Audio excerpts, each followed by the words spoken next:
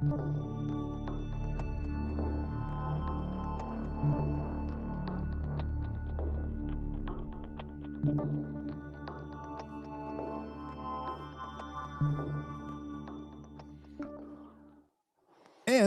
we are live, Mr. Gracey Show 133. What up? What's up? Were you able to click live? It wouldn't let me do it on the screen, so I don't know if I'm live on Instagram or not. Gotcha. Yeah, let me look. Let me look. I don't know. It waited for me to like actually get to the screen to click it. It took a little bit longer. But what a great show we got for the audience today. Mr. Chad Taylor coming on, which will be a fun show. Lots to talk about there. Oh, yeah. Mr. Chad Taylor. Yeah, man. State of the Union last night. Lots of cool stuff going on. That was interesting, yes. I think the highlight for me was President Trump asking everyone to stand up that thought that the representatives should represent American citizens and not illegals. And no Democrats stood up. No. I mean, okay, I know you hate Trump, you have TDS, whatever, you don't like what he's saying, but you can't stand for that statement that you're supposed to be representing American citizens. You can't stand for the 100-year-old Medal of Honor recipient that served in wars that, like wars going, like it just baffles me. You can't stand for Irina Zaruch's mother, the woman that was murdered on the fucking bus or train or whatever it was in North Carolina. You can't stand for like what? What are you resisting at that point? That you're the a fucking Medal of human Honor being? one. What is the Medal of Honor one though? Because what did he represent that they wouldn't stand for? Like the other ones, like illegals were involved. That's what I mean. Like, yeah, there was nothing. Wow, they can't even stand for American citizens, saying that they represent American citizens. They can't stand for that, and they can't stand for a Medal of Honor winner. It's like, what? Yeah, man. They're so out of touch.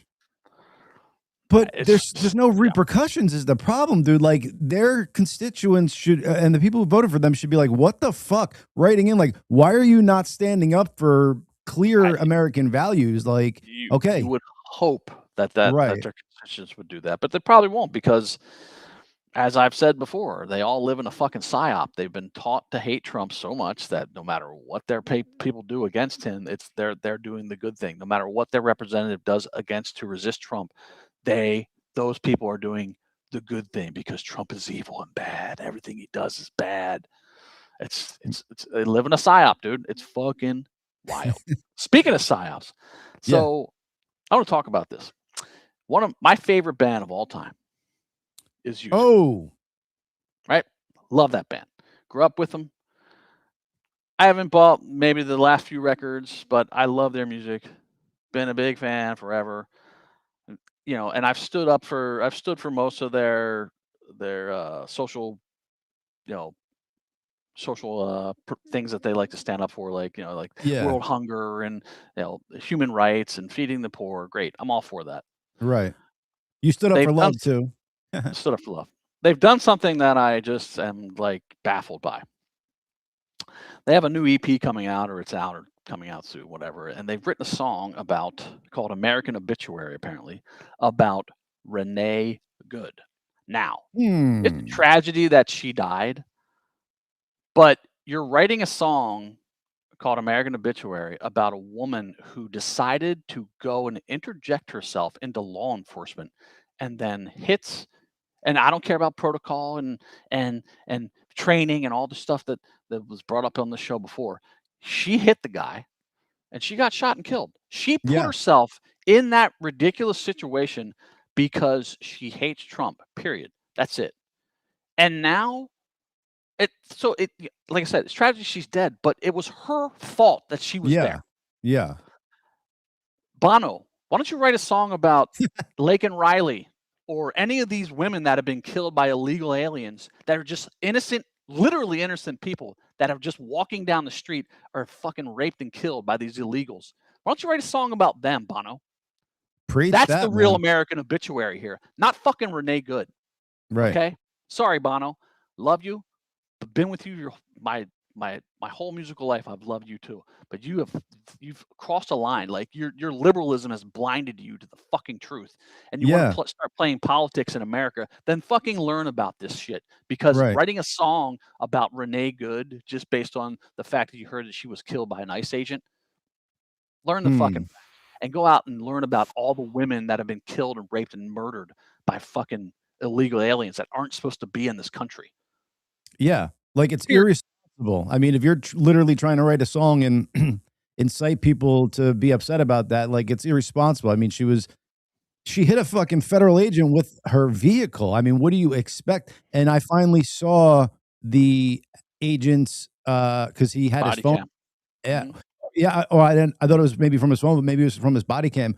Like, you see her, like, him get hit. I don't even know Yeah. how he had it in him to get the shots off. Like, hats off to him. Who knows what Yeah. she would have done after Absolutely. that, to be honest. So, Right. yeah, man. But Bono that's should fucking wake it's up. just my point, dude. It's like that's the person you choose to write a song about.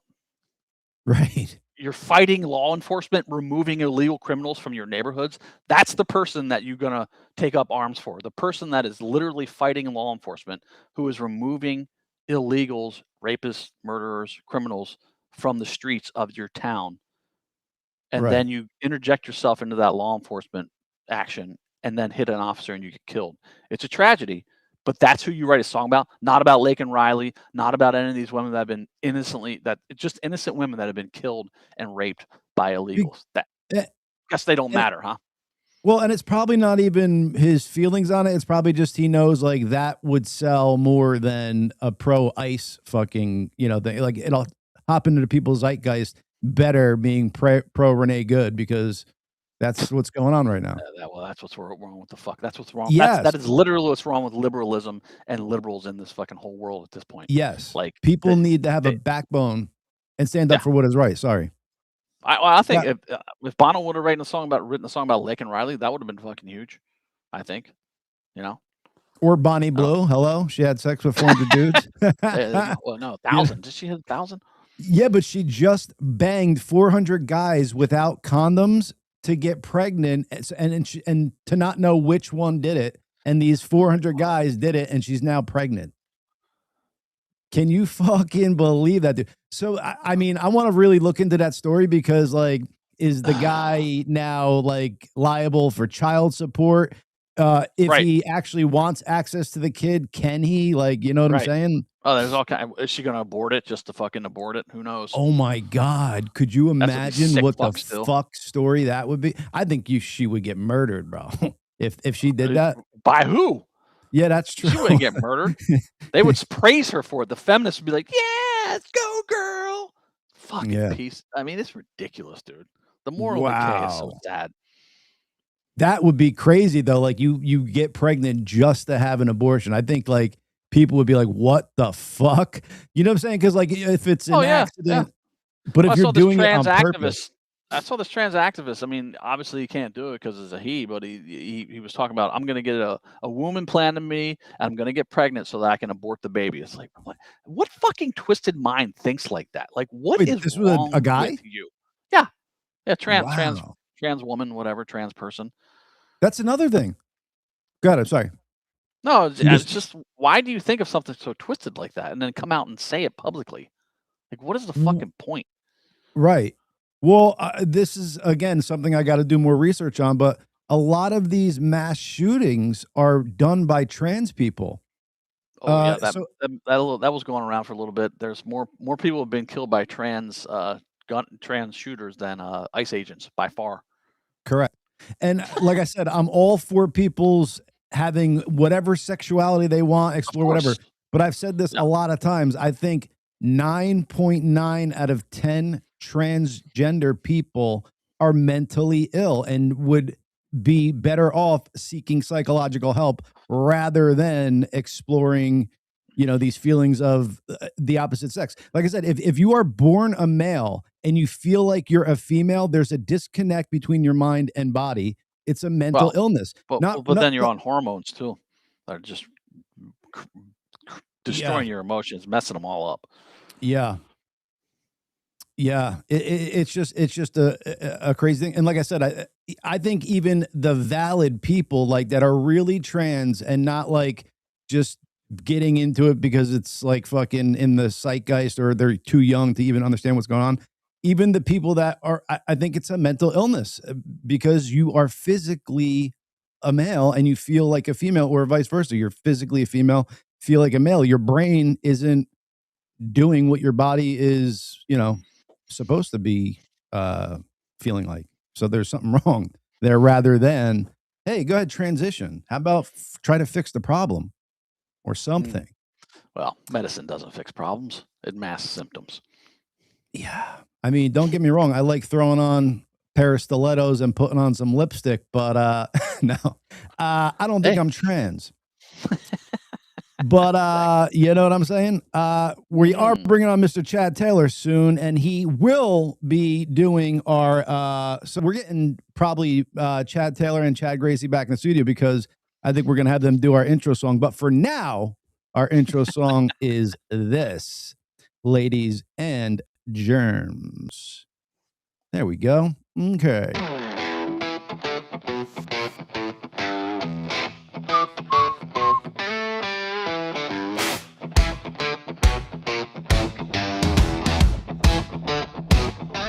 Two voices in the air, they vibe, they glow. They got the kind of spark you wanna know. Dropping thoughts like stars, watch them flow. The gracious do, oh yeah, it's true. Laughs and wisdom, all for you. The gracious too, they're breaking through. Turn it up, it's what you do. Hey. They talk the talk, it's sharp, it's real.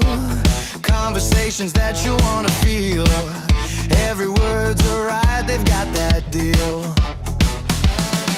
The grace is true, oh yeah, it's true. Laughs and wisdom, all for you. The grace is true, they're breaking through. Turn it up, it's what you do. Yeah, dude. I don't know if you know, Mr. Gracey, because you're over there on the West Coast, but we got fucking major snow on the East Coast, my man. I was watching. Yeah. Yeah, buddy. That's crazy, man. We were How much just did you get in your house? a little over 2 feet. Like we were just the day before it had just rained enough to get like rid of the past snow from a week or two ago, and then fucking got bombarded. Yeah, turn that song off, man. We're done with that. Yeah. We're trying to Come talk. on now. Trying to talk here. It's distracting. They got a little bit in York, but I was paying attention to because my mom was going to go down to Ocean City, New Jersey. They're supposed to go down Monday, but they ended up going down Tuesday, and the streets were cleared. Yeah. But yeah, if she would have traveled on Monday, no. I was like, no, you're not going. What are you doing? Yeah, my sister was like, oh, on Sunday, why don't you come over? I'm like, because we're about to get fucking 3 feet of snow. I'm not going to be snowed in at your house. It's got a lot of wind too, right? It's a blizzard. Yeah, it was blizzard. So you got drifts in area that were even higher. Nice. It's been kind of a brutal winter on the East Coast. Yeah, we kind of needed one though. It's been it's yeah. I mean, the shoveling sucks, but I like looking at the snow. And I love when it snows. I fucking love when it snows. I love driving in the snow when it's snowing.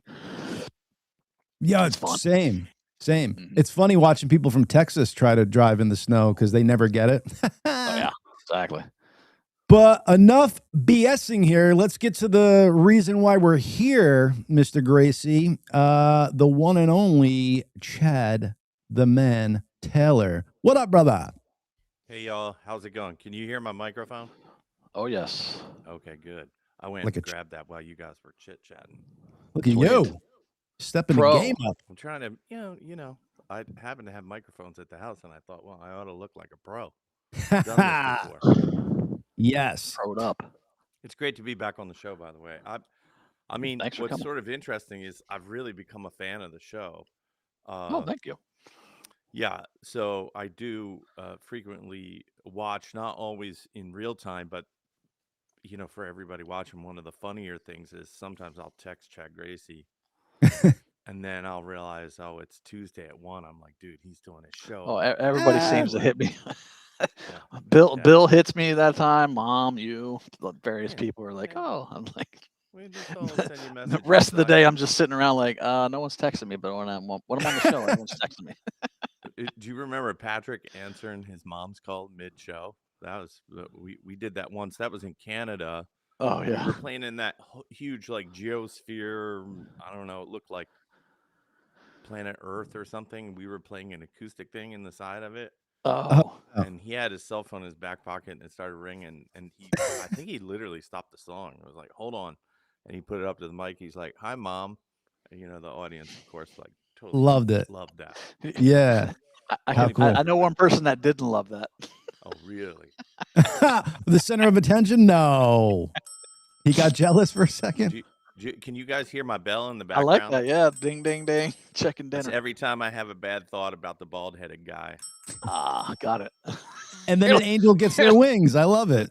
Feel like the guy on Breaking Bad.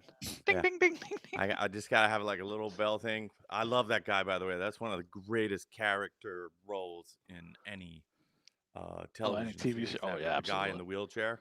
Oh, yeah. I mean, how does he not win an award for acting? I mean, that was insane. Oh, exactly. Yes.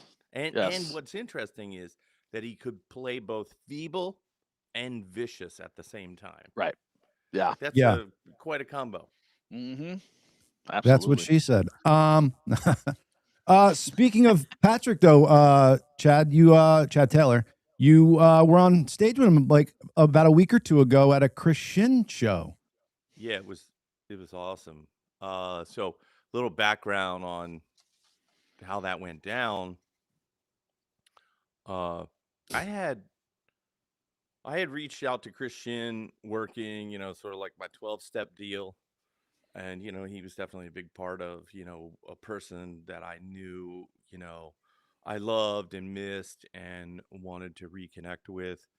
I just knew that it was going to take some time. I think both Chris and I had to laugh that it took about 10 years to reconnect, which is kind of crazy how fast time moves. That wasn't intentional by either party.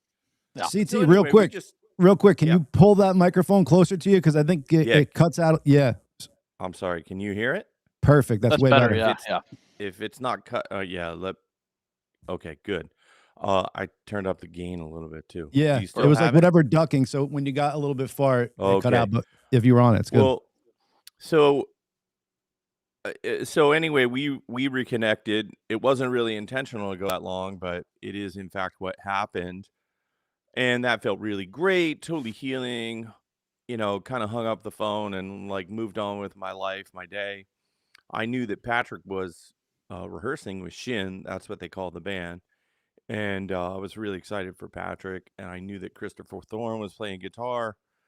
And then Christian called me and said, I got a kind of crazy thought. Would you want to come and jump on stage with us? And I mean, it took me like a blip. I don't even know if I waited a beat before I said, hell yeah. And then the reality of getting to the gig sunk in. And so one of the things happening behind the scenes is my mom got really sick. And the doctor was trying to decide whether to admit her into the hospital or not. And the doctor gave me one of those like, well, we're going to decide by 3 p.m. And I should have left at like 8 a.m. that morning to get all the way to Charlotte. And so I stuck around the house because if mom was going in the hospital, right, I wanted to be at home, not on stage. Sure. And so then the doctor said, but we think she can make it through the night, stay at home, go ahead and go. So I got in my car and I drove until, I was like silly tired, pulled over, got a hotel room, slept in, and then finished like 3 hours of the 9-hour drive to make it to Charlotte. I live in Lancaster.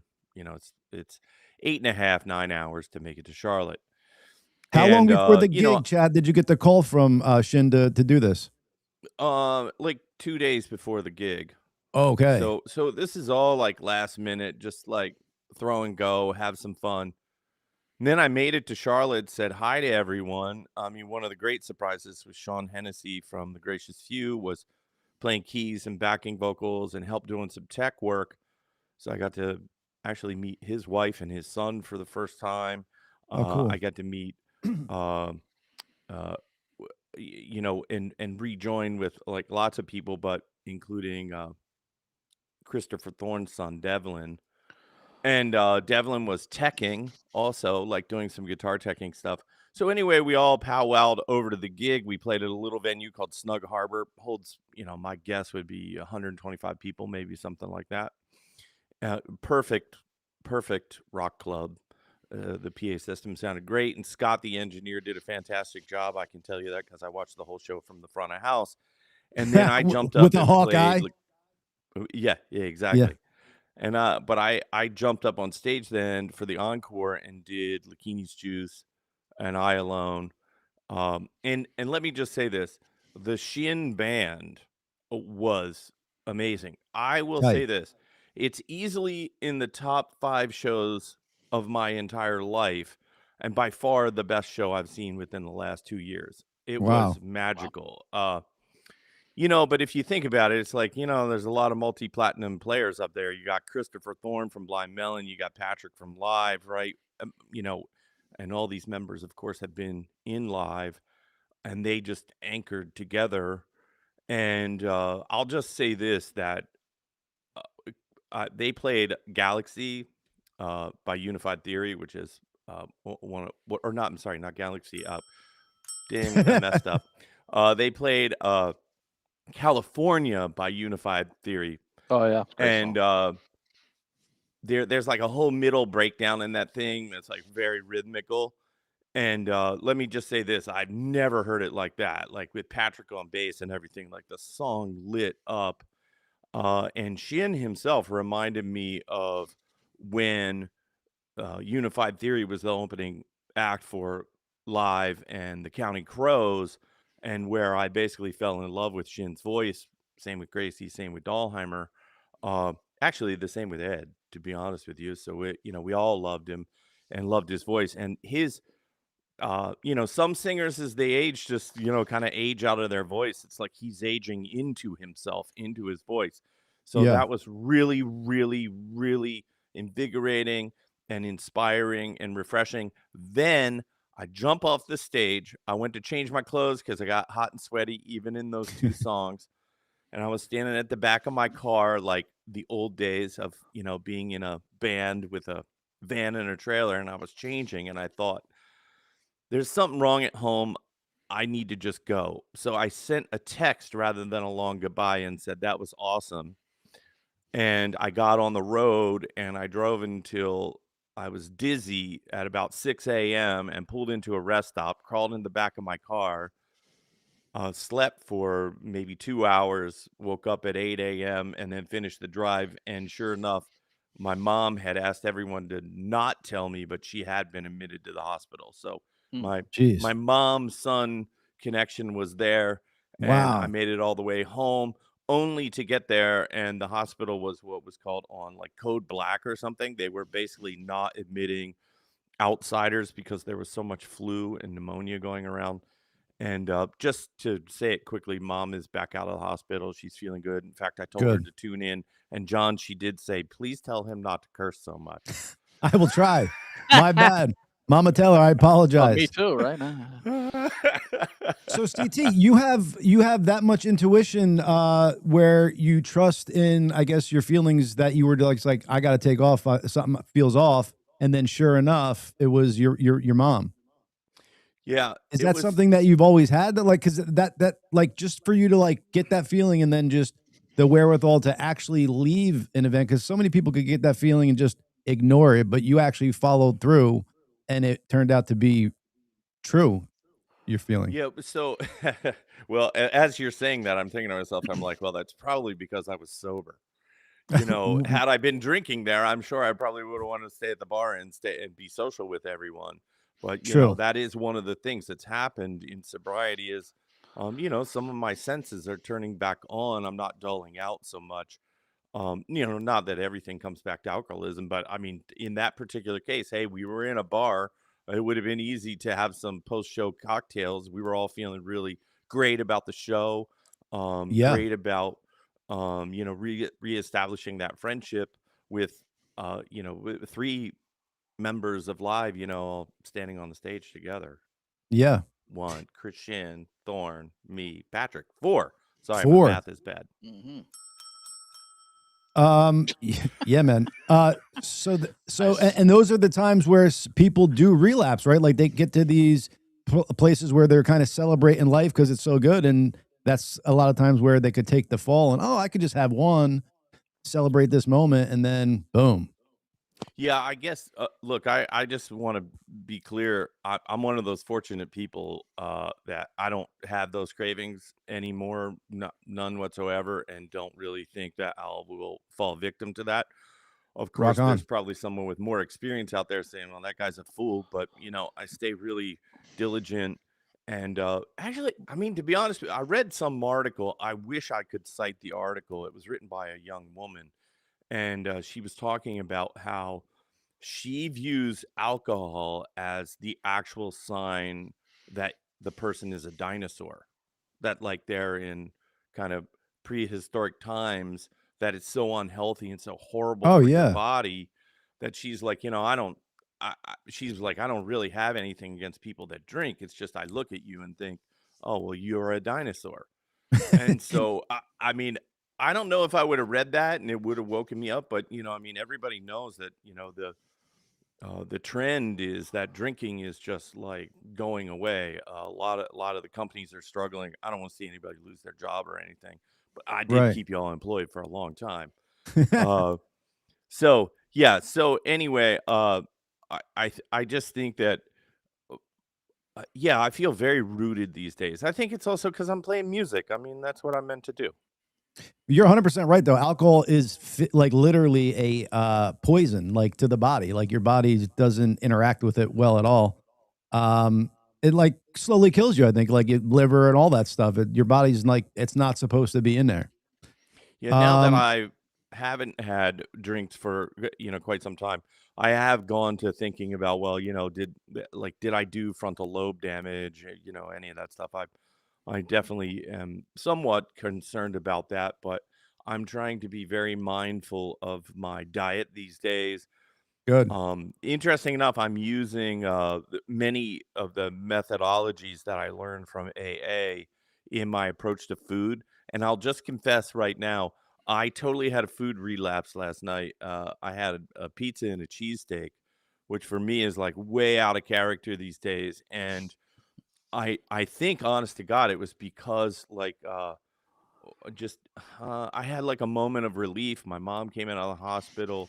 Um, my sister-in-law was in a medically induced coma. We could talk about that later, but she came out of the coma, and I did the classic, like let my hair down.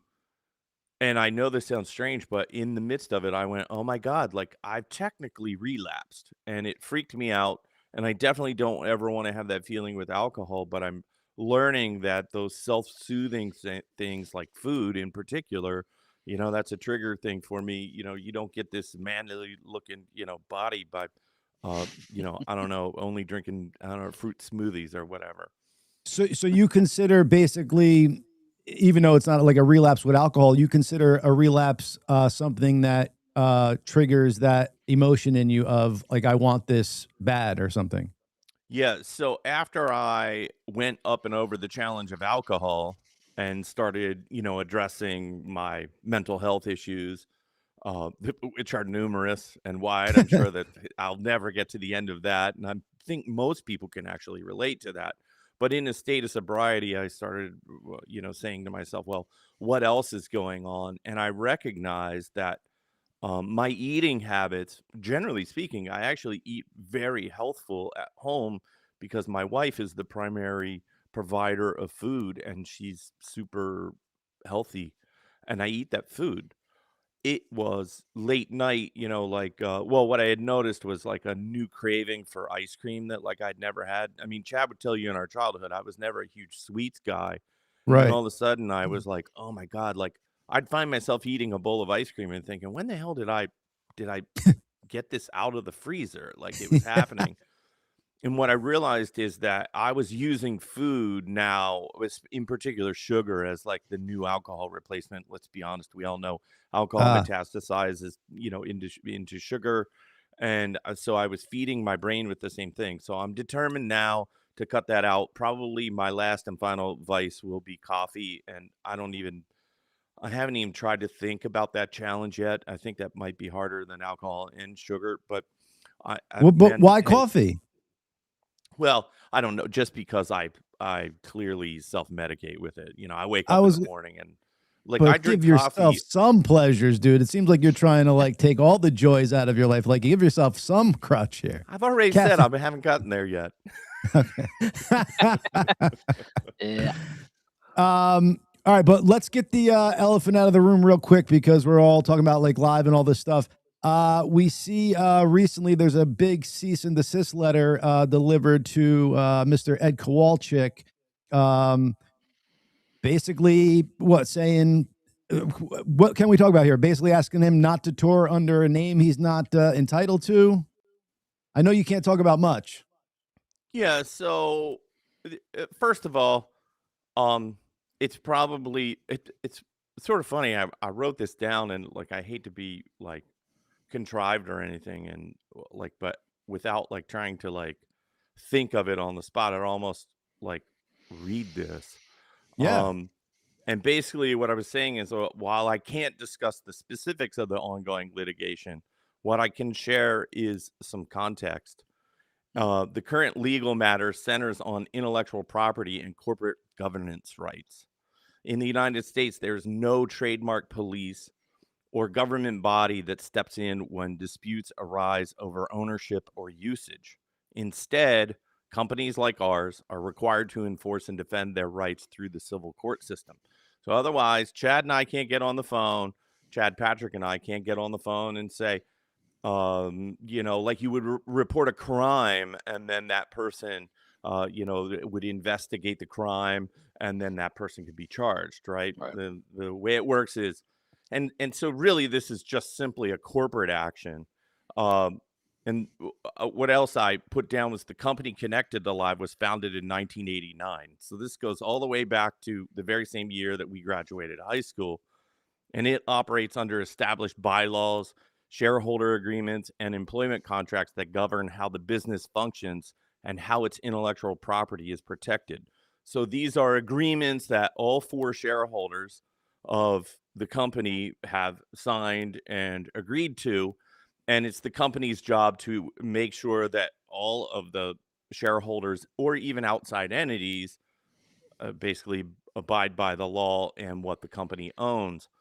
So, and this now goes directly to the fans. From the outside, it might appear like the disagreements are between the individual musicians. However, the litigation itself, including recent corporate actions, reflects company level responsibilities, not personal disputes. Some of the individuals involved happen to also be founding members of the band, which right. can blur that distinction publicly. But legally, there is an important difference between the individuals and the corporation itself. The corporation issued Ed a revocation letter, and the corporation itself has a fiduciary duty to the shareholders to protect its intellectual property rights. And then, so for me, how, like if you read any of the press, it says like Chad Gracey or Chad Taylor issued Cease and desist. Right. Yeah. a revocation letter. But okay, in my capacity, right, as the president of the company, I'm following directions from the company's board. It's the company that issued the revocation letter consistent with its governance obligations. And basically, from this point forward, the courts will evaluate the matter based on evidence developed through discovery, sworn testimony, and ultimately, if necessary, a trial. So, this is why the company has legal counsel, and we'll rely on that legal counsel. Ed will rely on his legal counsel, and they'll basically fight this out at some point. If it goes Gotcha. all the way, it'll be in front of a jury. And it's my job as one of the corporate officers to have a good understanding of the corporate governance and the contracts that the company has signed, and basically to protect and defend that, right? So in that role, I'm not the guitarist in live. I'm the representative, essentially, of the company's board. Yeah, you have a different obligation. It seems like this is. No, sorry. What Go I ahead. was going to say is most laymen look at it like an inter-band dispute, and while we're all members of the band, this issue is in between Action Front, that has historically owned and controlled Live's intellectual property, and Ed Kowalczyk. It seems like this filing was long overdue. I'm sorry. Go ahead, Chad. I was going to say we figured and probably knew that it was going to defy the cease and desist anyway. So that was not a. Well, his side. To be fair, his side is going to say, I'm not violating anything. This is why you have courts. Right. Right. Well, of course. That's what so and to be fair, I've tried, like, I don't know where I'm at spiritually in my life. Like, there's no spirit in me of the get back, the revenge, anything like that. It's just like, look, it just is what it is.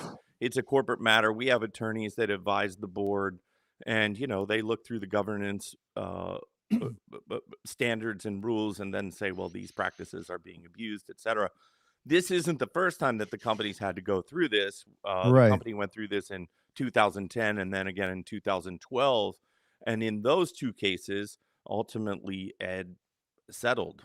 So, it's a shame for the fans that they have to go through this. Like, I saw someone saying, well, like, oh, all the members of Live ought to just hang it up. Well, that's out in fairy tale land. There are, like, record deals, royalties, all those things that are going on. Certainly for me, I'm not. I just happen to be one of those people. I'm not interested in performing with Ed.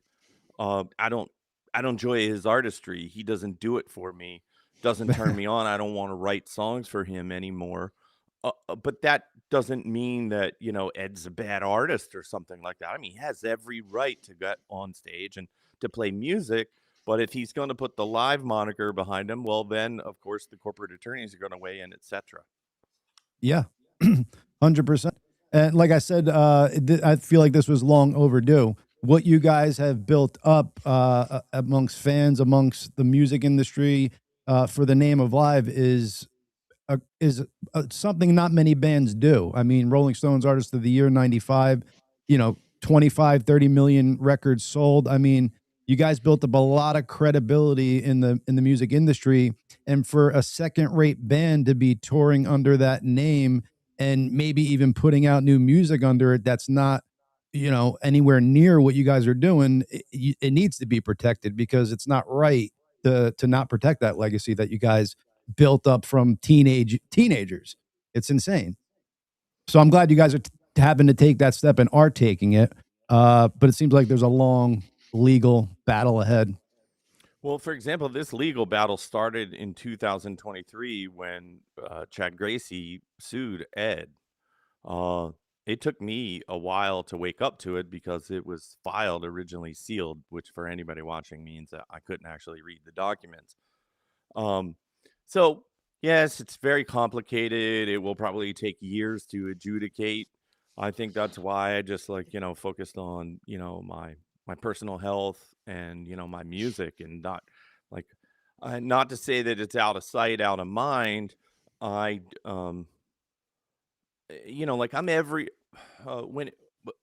I'm not standing on stage with that unit of people. So it's not really for me to judge, how they're doing or whatever. I have my opinion. I have my ears. I have all those things, but I don't think I just don't think I should weigh in on that. Only from the stance of I wouldn't really weigh in on any other artist. If you've made it and you're tremendously successful, and you've, practiced your craft and done all those things, I wish you the best. It's just that for me, it's like, well, I wish you the best, but why don't you write your own damn hit songs and form your own hit band, and then we'll see how you do. Right. So basically, this is if this goes through the way it is, since it seems like the four original members might never get back on a stage. I always said, when you guys get inducted into the Rock and Roll Hall of Fame, you will, because I know you guys will be inducted someday, that you guys would maybe get on the stage together. But I'm thinking maybe not at this point. Is the idea then the band live would just then no longer be, except for back catalogs and everything else? There'd be no touring live going forward. Well, we'll see. It's funny Yeah. because there is technically no live, at least on stage right now, legally speaking. Right. That Well, I would guess my be question was, that would be my lawyer's or our lawyer's position would be that there is no live. It's not legitimate. The only live, actually, currently is probably Chad Patrick and I, and we're not on stage. right. Yeah. Well, I guess my thing was like, would there be a path? Like, say you guys weren't to get on stage together. Would there be a path for Ed to keep that name and say you guys maybe picked musicians that could represent your music properly, or if they did put out new music, maybe you guys had say on it or stuff like that? But that's kind of deep and fucking probably a headache. Yeah. What I think it, what my sort of like superior thinking in that moment thinks is like, well, one, I don't want to pigeonhole anything. I also think it's very important to establish that Chad, Ed, and Patrick are the founding members of Live. I don't want to, at this point, take away from anyone's earnest credibility that they had from way back in the day. I did read some fans said, well, Ed is Live or Ed founded Live or something, which is factually not correct. Yeah. Sorry. Chad, Gracey, Patrick, and myself, founded the band, and then Ed joined. I mean, and who even really cares? I mean, obviously Ed was a substantial contributor to the music, but what I take personal offense to, which really has nothing to do with the legal fight, is just the attempt by I'll say the attempt to erase the substantial contributions that Chad, Gracey, Patrick, and myself made to the band. That was part of, like, for example, when Ed was returning to the band, people ask about the turn all the time, but one of Ed's demands was that the turn be taken down. I wish I wouldn't have capitulated with that, but I mean, I promise you that you're going to see the turn again. Yeah, baby. Because the board will, vote in favor of re-releasing that album. I'm 100% positive about that. Of course, I would like Christian's consent to be able to do that, and his blessing. But like, we are going to release music in some way, shape, or form, whether that's the historical stuff from Live. And then the next thing is, I really don't know what the future looks like. I just don't. And what I know, this is one of the reasons why I started Chad Taylor's Mercy Revival, because, like, I want to be on stage. I want to play music. I don't want to sit around and wait on this respectfully bullshit. That's why you guys put the shit in bullshit. Exactly. Well, yeah, we Chad, Gracey, anything you wanted to add to that? I think covered it pretty well. I mean, it's I think one of the things that Chad, Patrick, and I are trying to do is protect our legacy as well. I mean, it seems readily apparent that in whatever promotional materials puts out, whatever interviews he does, Ed does not speak about us and does not give any. It's bizarre. Yeah, there's no credit for anything in the past for us, which is just crazy, because I'll do it all day. I'll give him all the credit in the world for his great lyrics and melody and some of the song ideas he wrote and became live songs. But the three of us, Patrick, Chad, and I, get none of that from him. And I don't understand the deep-seated animosity that causes that. So can but, hey, what are you doing? I wanted to hop off this and go to your new band, Chad. But absolutely. I honestly believe that this was Ed Kowalczyk's plan from the moment you guys got back together. I believe it was 2016. I don't think it was ever sincere. I think he wanted to, for whatever happened between 2009 and when you guys got back together, the talking and stuff and whatever, he had a vendetta, and this was his fucking plan to go in and jack the band and get the name and fucking do it exactly how he's doing it.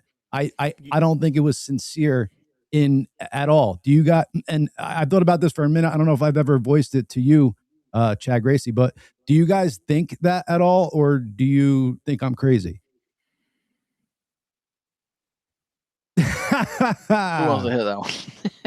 Well, what I will say is an interesting thing. I was talking to one of the band's original managers, just in a casual conversation, and he reminded me, there's a total reframing of what was the actual reality, which was Ed wanted to pursue a solo career all the way back in 2009 and essentially left us stranded without a vocalist.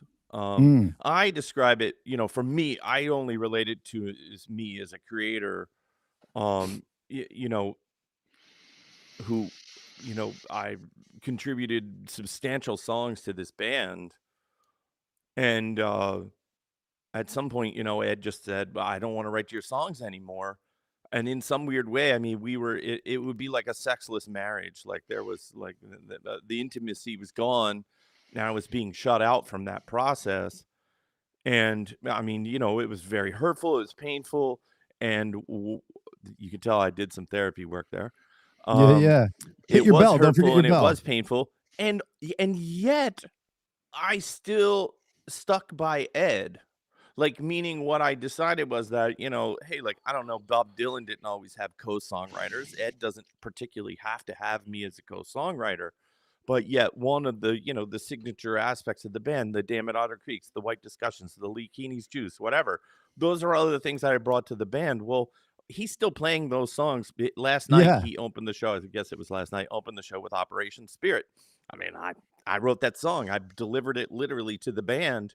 And by the way, cool that the song's still there, but I guarantee you that if you took every song that I birthed and brought into this band and took out of the set list, it'd be the most boring show on planet Earth. Oh yeah. And let's not forget, granted, The Distance to Here, a great album from you guys, but some of the best songs are not on that album because I guess he didn't want your heavily written songs on there. Like Change is one I'm thinking of. There's Don't Wait. Still Aroused, Don't Wait. Come on, bro. Yeah. Well, I'm getting hard. I'm getting hard over here thinking about those songs, just to let you know. That was an interesting thing. I just gotten through, I think we just had our second child, and Ed said, whatever, I'll handle mastering. I'll go to mastering. I always attended mastering. And I stayed at home, and I got a FedEx in the mail. This is before you could send email around the files or share a file, whatever. And I got a FedEx in the mail, and I was so excited to hear the record. Very proud of everything we did. Speaking of Christopher Thorne, he made some great contributions to that record. Michael Railton was on that album, and of course produced by Jerry. And we worked with Stefan Segmeister on their album cover. It's one of my, it's just a beautiful album. Everything about it is great. I got the CD out. I had just purchased a brand new Conrad Johnson stereo system with like amazing, like primo speakers. I was like getting into hi-fi or something at the time. And, I pressed play on the CD and it played down. I was like, oh my God, like where are all my songs? Right. And, that was a tough reality. It was, now to be fair, if you listen to the grouping of songs on The Distance to Here, I actually think it's pretty good. I think it's a good album. I'm not sure how those other songs would have fit in there. And so from that holistic approach, I don't think Ed was wrong. But what was wrong was the way that it was not communicated. Yeah. So you guys didn't. So when you say mastering, because maybe not many people know what that is, that's like where you get the actual final product that's going out to the masses. Yeah, so that's where the final assembly of the songs in order, final EQ, compression. So you're essentially balancing the individual mixes of a song as a collective body, and then that body. Back in the day when there were CDs made, they would create. I think it was called a red list CD, and it was the final master, and that was used to replicate all of the CDs, and so that would have determined the order and the way it was going to be made. Gotcha. So and by that point, of course, we were rushing into manufacturing. So like there you go, there's your album. Yeah, too late. It's interesting because there was a similar experience over the like for example, the songs from Mountain was like I don't know, suddenly like we got sent a record cover and it was like Ed's back and he was like, yeah, the record label really wanted me on the cover. I don't know, and by that point, I can't be I just be honest, I could care less. I'm allowed my personal opinion, but like that song The River is like utter dog shit. It's one of the worst songs I've ever heard. An utter embarrassment and should have never been under the moniker of live. I'm disappointed for all the live fans that I allowed it to even be released. I should have put my foot down back then, but I was doing the same thing. I was thinking, well, look, we all have our moments. We have different things. So this is what Ed's into. Like here locally, I don't know if it's the same way across the country, but like The River is where rock songs go to die. It's like the terrible radio station that like no one wants to listen to unless you're an old fogey. Like, so we're putting out a new song called The River. Like, I'm like, what is going on? To me, that was the beginning of the end. That wasn't really a band album. And it exists under the same type of architecture where it's done very like sneakily, where I don't even know if that's a word, but yeah, someone check me on that. But my point is, it wasn't like we were sitting down and having earnest conversations as a group. In fact, one of the key things to know that things were going wrong was that we just stopped meeting as a unit. Wow. One of the reasons why we did that, I mean, Chad, you and I have talked about this, is because, in that environment, Ed is not as powerful as when he isolates us. And of course, that's what he's trying to do today, I think. And that has nothing to do with legal proceedings. That's just how he perceives his power. But anyone, with half understanding of psychology knows that that's, the ultimate place of weakness. Yeah. And I do not want to pick on Ed. This is a guy that like I spent most of my life defending. So and I'm not a turncoat kind of guy. I mean, it's just not my nature. I like the band. I've fought for the band almost my whole life. The fact that we're put in this position is unbelievable. Yeah. But there's one common denominator. It's very consistent.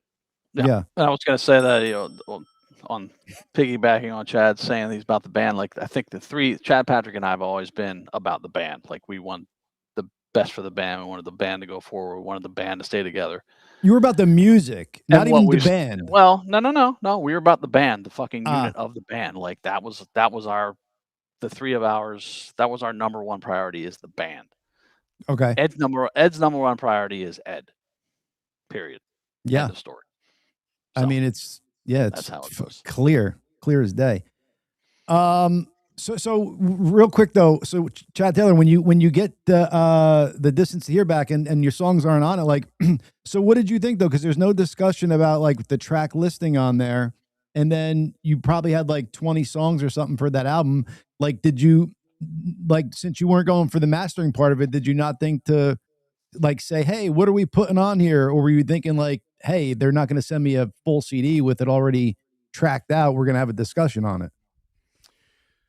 Hey, that's a great question. One that, I probably worked on a little bit with my therapist, which was, why didn't I do a better job advocating for myself? I will say this, that I probably shut down emotionally, like that. I felt so hurt.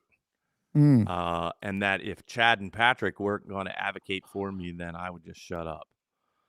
I kind of needed them as brothers in the moment, but yet I didn't tell them I was going through that emotion. So one of the problems and how resentments build in all relationships, this isn't just about a band, are those, unspoken thoughts where you elected not to share, which I elected not to share, how much that hurt. Sure. I didn't share it with Chad. I didn't share it with Patrick. And they, at that point, I think that, I mean, I just remember in my personal life, I was busy trying to make a family. Sure. And I was like, well, I'll just put my effort in over there and I'll be the best, guitarist on tour that I can be. And I'll treat the fans well. And try and be respectful to the relationship to each member. But yet I do admit that I was quietly building resentments like that. I was thinking, well, how dare Chad Gracey, like, I wrote this song or whatever and contributor, like, how dare he not, stick up for me? And I've talked to him about this, privately. Like, it wasn't just his job to know that. And then, for example, Right. when Gracey was always the best arbiter of, I don't know, I will say coolness or vibe or feel, right in the middle working on a song that maybe I invested a whole bunch of time into, or Ed, he might say, well, this is terrible. I don't like it. And I would probably say the vast majority of the time he was right.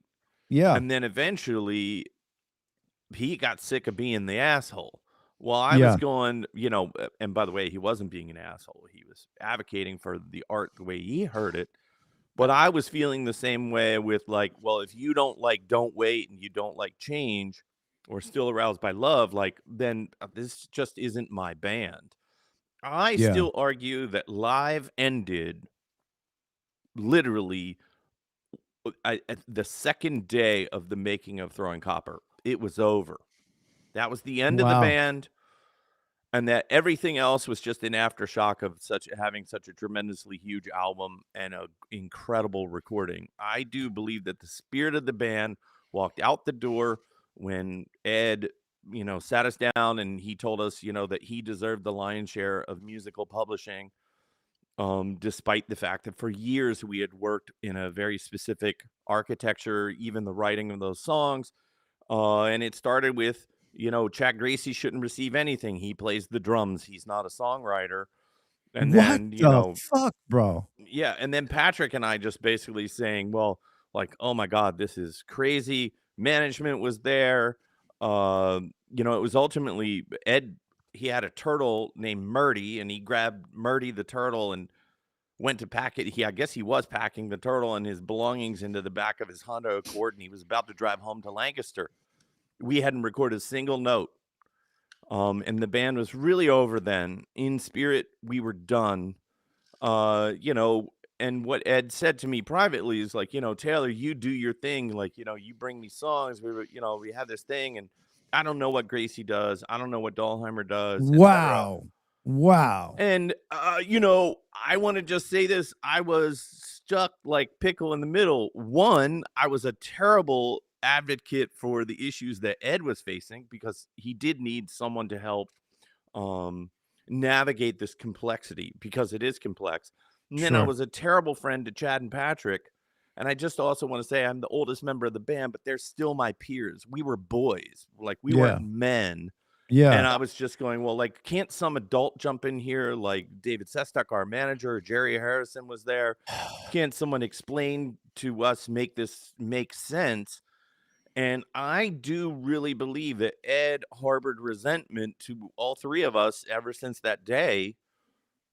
Because, we weren't going to, give up. We weren't going to let go. We were like, we're a band with these our vibe was, all in, all for one. Now, all of a sudden upon the making of the record, you want to do it differently. Yeah. And that was very, very tough. And to be fair to Ed, okay, because in some way, shape, or form, there were probably, sophisticated lawyers and managers and other people that were around the band already at this point. Yeah, vampires. That should have perhaps been counseling him, not me, his childhood bud, with a guitar in my hand. And I don't know, I think I was still drooling playing the guitar. Like, I was concentrating so hard. So I got stuck in a very unfair position there. And also, like, what was I going to do? Allow, like, Chad Gracey to be cut out of the publishing? I mean, hell no. Like, I was just like, no. What I'm disappointed in myself is that I didn't say, if that's really how you feel, get in your car and go home. And then we just never made Throwing Copper. Oh my God, what a different fucking world. But here's what Ed's thinking in a normal band is probably right. What do I need to pay the bassist and the drummer and even the lead guitarist as much, a quarter of what, it is. But they're not such an integral part of the band. It was you guys together, the way you gelled as musicians that fucking made it all fucking so bomb and perfect. And so, you could see as the lead singer, what am I paying the bassist and drummer this for? I'll just cut them out, get some other people do their job just as well. No, you can't. They're not fucking Chad Gracey. They're not Patrick Delheimer. They're not Chad Taylor. And it's clear, dude, that when you guys stop being all four in the room, picking the songs, writing the music together, and everybody bringing ideas to the table, that the music just fell way off. And as a fan, because you guys are my favorite band, I was like embarrassed to defend your later albums. Like I still had appreciation for them because I'm a fan of your music, but people will be like, what, he's talking about Jimmy Buffett and your dad? Like, what is he singing over here? And I'm like, yeah, it's awesome. You gotta love it. So it's just like, it's crazy that he, like, even if you're the biggest egomaniac in the world, if you don't see that what you're doing now is nothing compared to what was being done back in the day, it blows my mind. Like, I cannot believe that people can be that blind to their own shit. It's crazy. And the fact that you guys had the magic sauce, the whole magic recipe to be, one of the best bands that come out of the 90s, and you're all four still healthy. You're all four still fucking could pick up and do it, and it's just not there, not happening. It sucks, dude. Well, I'll go on record and say this, which is that there is one consistent magic and special sauce, and that is Chad Gracey, Patrick Dahlheimer, and Chad Taylor. That's it. Boom. Period. Boom. We didn't need Ed when we did The Gracious Few. I didn't need Ed when I was producing hit records, Yep. Outside of the band or writing hit songs. So, that's just the reality. The Gracious Few, we had 2 top 10 singles. I know Ed hasn't had that with his solo career. So it is not the same. And in fact, actually, one of the most insulting things ever was when Ed, decided to fire me via social media, which obviously he had no right to do. But where he said, like, you'll never stop the music again. I was thinking, hold on, you're the guy that pursued your solo career and left and then begged to come the hell back in the band. Like, what do I have to do with stopping the music? Like, write a song, like do something productive. That's my take on it. And, I still know that my legacy as a songwriter is always going to be tied to Chad Gracey, Patrick Dahlheimer, and Ed Kowalczyk. But I will say that I've also worked with some fantastic other vocalists in Kevin Martin and in Chris Shin.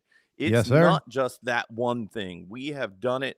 We've showed that we can do it amongst a large, wide swath of people. And, I think in some weird way that we're one of the rare bands that could do that. For example, I saw that the current touring version of Live is out doing, and they're doing Run to the Water. Like Patrick brought that song to the band. Which other bands are out there, where the bassist, the guitar player, and even the vocalist are bringing songs into the band? That's the thing that made Live so great. The Beatles, another fun. Yeah, the Beatles. You know what I'm saying? Bands like that. Yeah, I know someone will take this as, I just want to say, I was the biggest fan of Ed. I was his biggest fan, his biggest proponent. Believed in the guy. I was brave enough. Like, I had, different than the other guys, I had the opportunity to go to a private school. I could have went to Mercersburg Academy. I was invited onto the swim team there. I could have left. I could have probably pursued law. There's a lot of different stuff that I could have done. I let that all go. I mean, I told the swim coach at Mercersburg Academy, I literally was like, well, I have a band, and like, these are my brothers, and like, I can't leave them behind. A huge component of that is, my whatever kindergarten bud Ed, right? I mean, I know that he sacrificed for us too, right? He got a full scholarship into American University, which is no slack college. It's an incredible school. And that was the point. We all sacrificed together. Chad Gracey's very point. We were about the band, about the collective. Yeah. And, that's an inconvenient truth for someone that wants to take credit for, I don't know, kind of everything. I know that there's, like a 5-part video series that was put out on social media about, Ed writing Lightning Crashes. Well, let me just say this, right? First of all, I wrote the entirety of the bridge of that song, which I will tell you sits right at the epicenter of the song and helps it Oh, yeah. transition from a minor modality into a major modality. I'm happy to sit in front of a jury and explain how I wrote that and why I wrote that to do that and why the song feels so uplifting when you hit the end, right? That's my contribution. Like, I know I brought that. I'm happy to sit there with a guitar and explain like how all the parts were to be played around it. That's my country. Like, you can hear it. It's in the middle of the thing. So don't tell the world that I didn't contribute to that. That is not fair. Yeah. It's not fair. It's not truthful. And it reeks of, sort of like cowardice or something. That's how I really feel about it. Is like, what a coward wouldn't say that. It reeks of loser mentality. Yeah, look. Sorry. When Ed walked in the room and he sat down with that guitar and he strummed "Lightning Crashes," I thought, oh my God, I almost fell over. Right. He did do that. That is the reality. But there was no chorus to the song.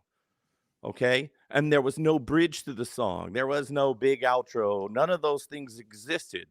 But yet, if you were to watch the videos that are online, you would believe that he walked in with the whole band in the room, said, "Hey, I came up with this beautiful thing, and here it goes." Mm-hmm. I am not discrediting what he did do. It's just that is a lie. It's literally a lie, and I don't really care what anybody says about it. And then the other thing about it is, it's not only what's being said in the public, but it's backed up by contracts. So, meaning contracts where we had to all sign as publishers or songwriters on it and say, okay, this is the percentage that we wrote. Right. Those are signed agreements. Now, what are you going to, now you're going to present something completely different to the public. I mean, it's not fair. It's just simply not fair. It's not fair. It's not right. And it makes, it's like a loser mentality. Like, give credit where credit is due, especially when his contribution was so big anyway. Like, why take away, what was such a huge part of that? It blows my mind. Like, I just don't get it. It's like, certainly pushing other people down does not rise you up. Correct. And I think when you guys were, and like you were saying, Gracey was kind of pushing back and he got sick of it because he didn't want to be a dick. Meanwhile, he wasn't being a dick. He's protecting the music. But I think, and you were saying like during the distance here, like you weren't fighting for your songs at that point. Maybe you guys, the three of you, the two Chads and Patricks, didn't maybe fully know your worth at that point and kind of what you brought. And then you realized that when you guys did make the turn and you guys did make the Gracious Few, you guys were the fucking, the band. Yeah, you had a great lead singer who could write fucking great melodies and good lyrics and bring his own songs to the band as well. But it's clear that every song on the Gracious Few, banger, start to finish, the whole album. The Turn, start to finish, banger of an album. You guys hadn't had that since, I mean, I love The Distance to Here, so I'll say since The Distance to Here, but really since like Secret Samadhi. You know what I'm saying? Like, and it's clear. Like, I don't know. Like if I was Ed, I would fucking put my pride aside and be like, yeah, I need my brothers. I need my boys, my friends I grew up with. And we should fucking somehow try to bury the hatchet. Jesse Diaz, open it up. It's interesting. There's definitely much more of that brotherhood spirit with Chris Shin. I'll just be honest and upfront. Like I got back in Kevin the room Martin with Chris. too. Yeah. It's just like, I mean, first of all, he's just flat out has an amazing voice. It's just brilliant. And like I said, he's aged into his voice, not out of it. And, there's something very youthful about that, higher register. And it's just, I will say this. So as I was putting together, my new project, my new band. Yes. It's the very first time that I've worked on music, where I'm contemplating it as a band without Chad Gracey and without Patrick. And boy, is that something new and really hard and intimidating. Sure. Talk about taking things, for granted.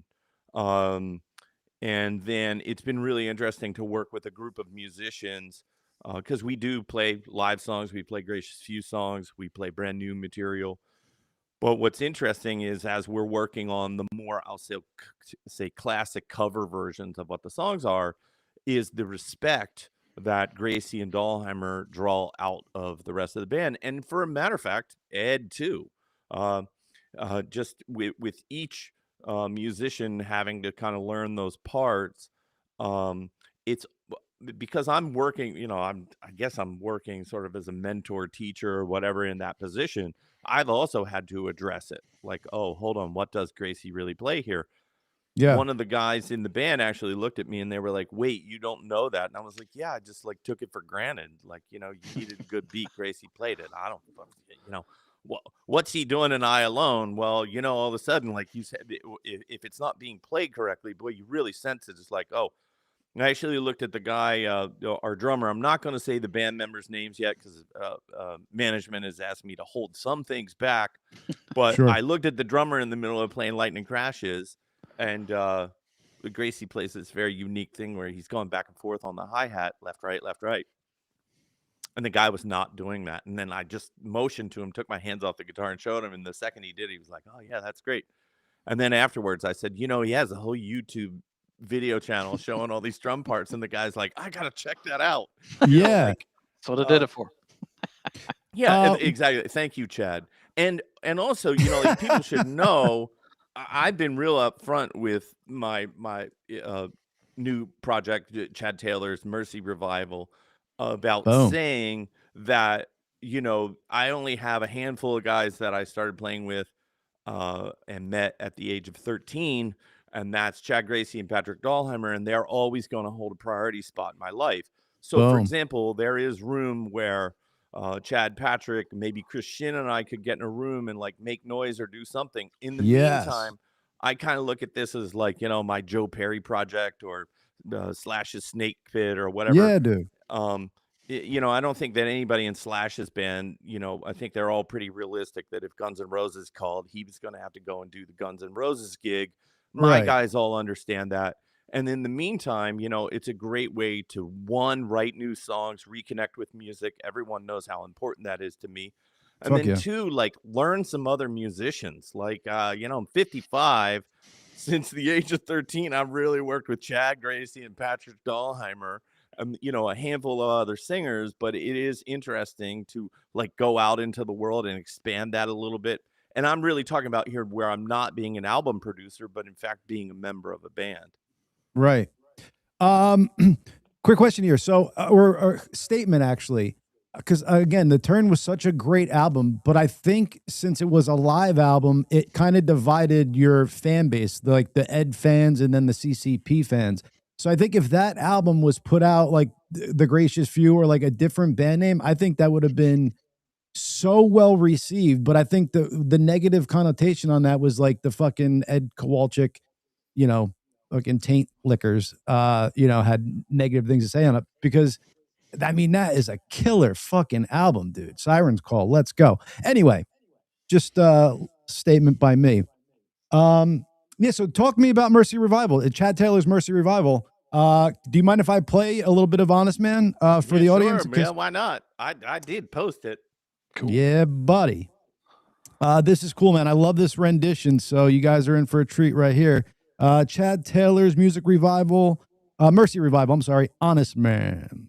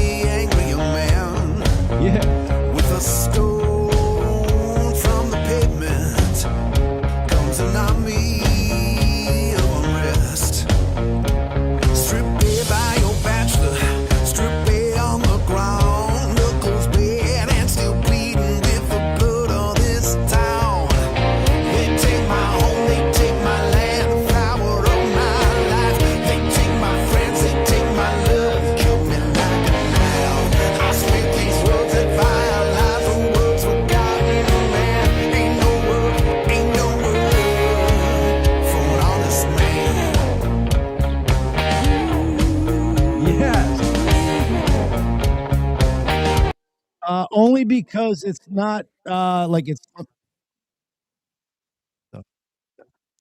only. Yeah, can you hear me? Yeah. only because it's like getting distorted and stuff. That is fucking badass, dude. That's why I didn't play the whole thing. I want people to go and actually check that's out fine. what you put out. Yeah. So what management? Basically how this came about. The whole project is, I started working on Chad Taylor and Friends. I learned new versions of our songs. I was trying to figure out how to front a band, which was work I should have done years and years before, because if anything would have had me, like understanding and respecting the Kevin Martins, the Christians, and even the Eds of the world, is to stand at that microphone. There is a whole different responsibility happening up there. And actually, had I not done that, there's a nod to getting sober in there, which is, I know if I was, if I was just the guitar player, I would have gotten away with that show. Like, I might have been sloppy, but I would have gotten away with it. It was because I had to talk into the microphone. I was like slurring my words and stuff. And so then I decided to take a little time off, period, from music and, work on my mental health. And during that time, I was really thinking to myself, well, what am I going to do? Like, what does my future with music look like? Because I know it's really important.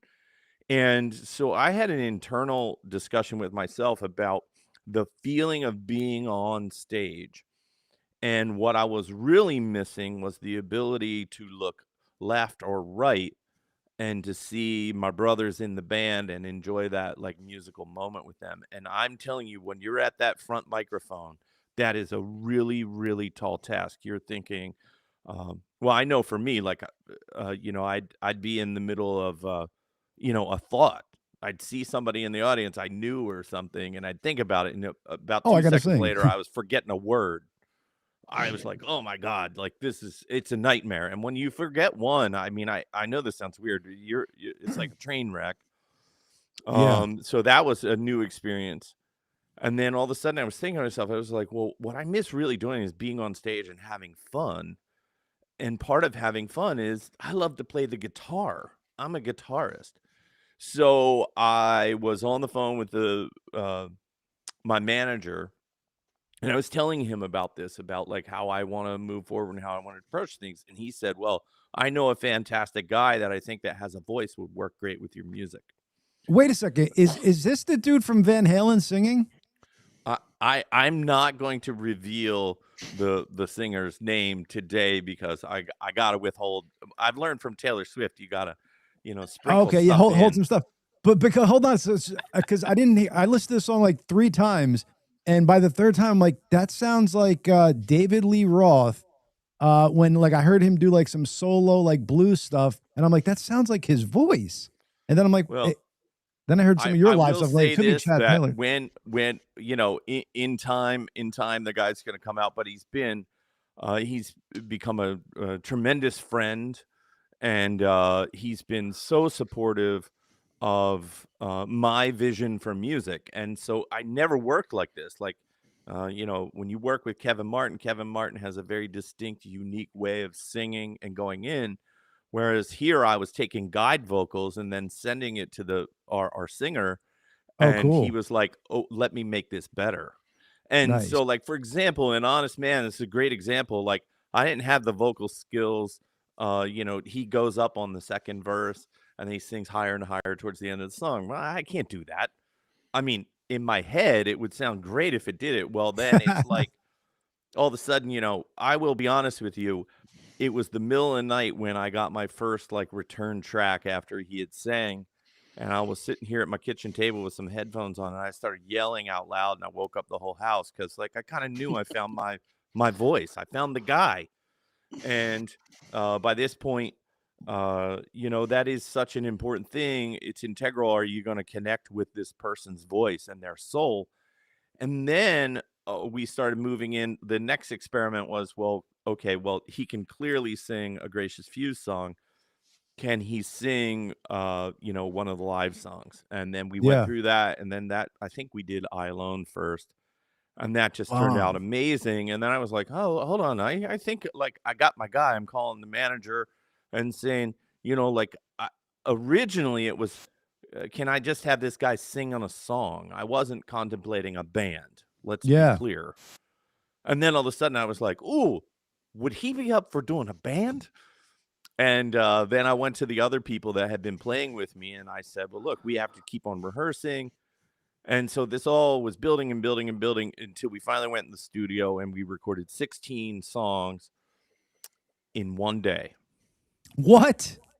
Yeah, one That's day. crazy. Wow. It was pretty crazy. It's unlike anything else ever. So we did 2 days of rehearsal back to back, and we took what was supposed to originally be a day off. We just went in the studio first thing in the morning, and we played that same set list or thing that we rehearsed front to back. In some cases, maybe the max was 3 takes, but usually 2 takes, and then, hey, move on. So everything that you're hearing is so spontaneous and happened on the spot. And by the way, there's some flubs and some mistakes and some of that coolness that like makes, a recording come to life. Yeah. And, when all the legal drama and all that stuff hit, I was like, I'm about music. I just want to show people I've been, behind the scenes working on music. And then the next thing is, and then out of blue, suddenly I'm on stage with Christian. I'm also then, having conversations with Chad Gracey about, what does that look like for us? How can we do our creative thing? So right. The point is to say yes to making music and having fun. Yes. And making sure that the spirit of get backs and resentment and all that is over on the other side. I'm not letting that in my camp. I'm not letting it happen in my musical universe. I want to keep everything focused forward and on, being the best integral person I can be. I know I have my flaws, my mistakes, still owning up for those, apologizing, and also now trying to be a better band leader. I didn't have to lead Chad Gracey. I didn't have to lead Patrick. I mean, that's the reality. Those guys, when we were young and naive, we were young and naive together. When we were more experienced, we were more experienced together. And I don't know. And then, the future's wide open. Tom Petty wrote it, but I'm trying to live it. So, I love that. Good saying. Out of those 16 songs, Chad, how many are newer ones that you made as opposed to recreations of your songs? Well, okay, so I wrote 24 brand new songs, and then I have like slowly whittled that down to ones that I thought that the band should focus on early. I know this, like one of the things I didn't want to do was go out and stand on stage and not honor the history of live and the gracious few. For sure. And I know that it's difficult to stand there and listen to a whole set of all brand new songs. So I was like, let's just make sure that the new stuff that we're peppering it in. So there's 6 brand new songs recorded, but there's a whole bastion of songs and perhaps even some that Chad Gracey or Patrick will want to play on. And then others that are more appropriate for, this particular band, the Mercy Revival. And I want to say to everybody that, naming a band is like horrible. It's the worst thing because one, you can internet search and somebody has everything taken. And by the way, it could be argued live is either one of the best names or one of the very worst names. So, that's out there. But with Mercy Revival, I wanted to take a shot at, first of all, there were so many people along this journey that even some people that I really viewed as like aggressors towards me or adversaries or against me. And as I got sober and I started doing the 12 steps, which is part of that is you have to reach out to even those people. I wound up with men, real men, and some incredible women, but men like Chad Gracey saying, well, brother, I love you. I was just waiting on you to come home. These are like really important things. And so it was through his support, Patrick's support, Christian's support, all these people that I just never really thought would ever, even talk to me again, that I felt suddenly supported, protected, lifted up. And so that's where mercy came from, right? Because that goes right along with that. I did get a little mercy. And then in terms of being revived, I am revived. Yeah. I'm brand new. I'm whole again. And by the way, there is an opportunity. I just want to say this. There's an opportunity for healing, even with Mr. Kowalczyk. There is always a chance to heal. There's always a chance to mend fences. There's always a chance to offer forgiveness. It doesn't mean that everything has to be forgotten or swept away, but there is Right. an ability to look at each other and say, I don't know, this is just bullshit, and put it down. It's all there for the taking. I'm up for it. Gracey's up for it. Dahlheimer's up for it. Again, no get backs, no resentments, no place like that. Oh yeah, do I have some tough stories from the past where my poor little boy heart got broken? Sure. But I'm also over that. Right. Yeah, bygones be bygones, past is the past, and fucking see what's going on. But it seems like somebody's got a vendetta on their mind. Seems like he's out for blood, all that jazz. But dude, I'm serious. That rendition of Honest Man is awesome. I'm excited to figure out who's in the band. So I like how you're holding some things close to the chest, which is cool. And so you plan on putting an album out, it seems, and then you want to get on stage and do a little tour with this, I'm guessing. Yeah, so our goal is to be a hardcore touring band. One of the differences that happens in life, I had children very young in the band, so my daughters are now adults, and they're all in their 20s, and I missed a lot of the years of them being little and while I was on the road, etc. But now that they're grown and out of the house, well, I'm like, well, it's time for daddy to make music. So I Yeah, want to get baby. on the road as really as soon as humanly possible. Interesting enough, from just putting up that Honest Man song, I had a couple different promoters from our past like reach out to me on Instagram and say, hey, I'm interested in booking you or whatever. We're finally ready for shows. So the next our step, in working with management is to get an agency. We're in light discussions with a record label, and we'll probably release some songs. And then, just like everything, the old school music industry is out. But I will Yeah. say this, I'm all into physical product. Like, I want an album. I want Yeah. physical CDs, cassettes, and vinyl. I'm not No really interested cassettes. in the Don't do streaming. cassettes. Don't do Well, cassettes. funny enough, cassettes are a very hot thing amongst They're younger coming people back. right now. They're Are you super hot serious? again. Oh yeah. Yes. Why? They don't even sound good. You hear like the hiss and shit. Oh man, sometimes that hiss just makes you feel good. Yeah, I get that with the records, that needle click or whatever. People are turned on by that too. Yeah, well, yeah, I listened. Funny enough, one of the Christmas gifts I got from my daughter Ruby Lou a couple years ago was a turntable, and I dug out my old record collection, which is so funny because I can't help but look at that record collection and think of Chad Gracey and I in my boyhood bedroom when, like, I don't know, we had the Pretty in Pink soundtrack or the Smiths or all those early albums, and like I have to put them on the player, and I had my old Pioneer stereo that had tubes in it and stuff, stuff that, like, at one point you were like, oh, well, this is archaic. Now I'm like, oh, well, that's all in vogue, and I wish I had all that stuff. Yeah. But yeah, I mean, so fans and lovers of music can expect a more organic approach. And the next thing about how I designed this too is that, look, we're going to sound great in a 100-seat club, and we're going to sound awesome in a 25,000 person festival, and and most importantly, live fans are going to be able to come out and hear the songs that they love, but have some brand new songs sprinkled in there too. This has got to be about new music, and I've had that mentality all along. But we did an interesting thing, Chad and I, when we had the Gracious Few.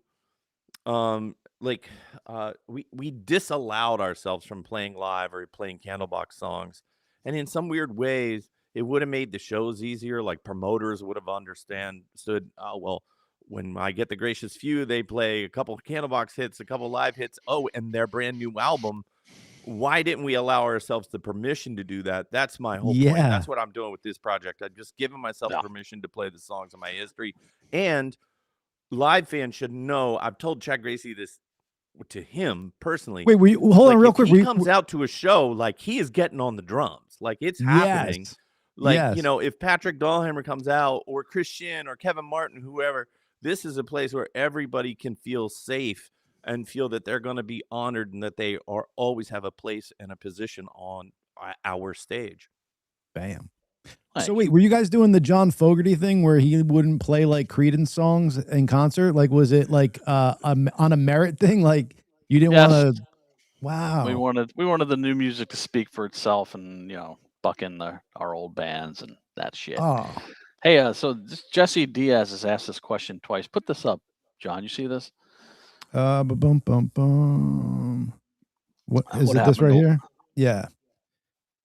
Just for the listening audience out there that can't see, Jesse Diaz says, what happened with Live between March 2020 and when Chad T was fired? It seemed like if the pandemic didn't happen, Live would have continued and gone to Australia. What do we think of that? Well, all I can do is describe to you from my perspective, actually just probably 20 feet from where I'm talking in this microphone. I was sitting on the couch, and Patrick Dahlhammer sent me a text and said, hey, you might want to look at Ed's social media. And, you know, so I opened Instagram or whatever it was, and it was like, you know, Chad Taylor's fired. You know, he'll never stop the music again, all this stuff. I hadn't even talked to Ed. I still haven't ever since then. I never have even communicated with him. What I hear is that he was upset. What I hear is that he was upset about my opinion about that horrific Lightning Crashes dance remix. Now, look, to be fair, I didn't ever tell Ed I didn't like it. I just said, I don't understand dance music. I don't know. I'm not your target audience. I'm not buying dance music songs. And of course, just from a legal perspective, so everybody understands this, there are 4 shareholders of the original corporation. If I were to be removed, right, it'd have to go through a shareholder vote and all this like official stuff. But I didn't really, once I had seen Ed write that, I was like, well, that's not a person for me. Like, this just not, you're not a person that like I even want to know. Yeah. It reminded me of what's that great Mike Myers movie, you know, where he's always putting up his pinky or whatever. Austin Powers? Yeah, where he's Dr. Evil or whatever. And he asked for like $1 million total ransom for the world or whatever. Yeah, that's kind of what it felt like when I saw that Ed fired me. Right. So to answer the question directly, I still don't know. I still don't really have a clue. And at this point, I mean, really, who cares? I think Ed showed his true colors to the world then. This is a guy that I'd known since kindergarten. I was just like, oh boy, I'm like, you know, I don't really think I want to know him anymore. Sure. And to be, I want to just say this: if Ed had carried forward with Chad Gracey and Patrick, you know, I just eventually stumbled onto, you know, Chad Taylor and Friends, and then Chad Taylor's Mercy Revival. I was going to find my own way. Right. I didn't really care about that. I trust my own songwriting and my own skills. And you're not wrong in that I think that Live could have easily sailed off into the sunset, just like, you know, like so many quote unquote legacy bands do.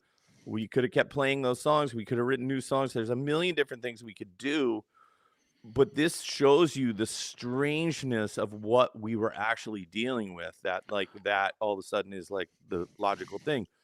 You know, there are very few famous musicians or artists who have like carried forward on their own and then tried to use, you know, what was known as a band. Like, so Sting has massive hit albums outside of the Police.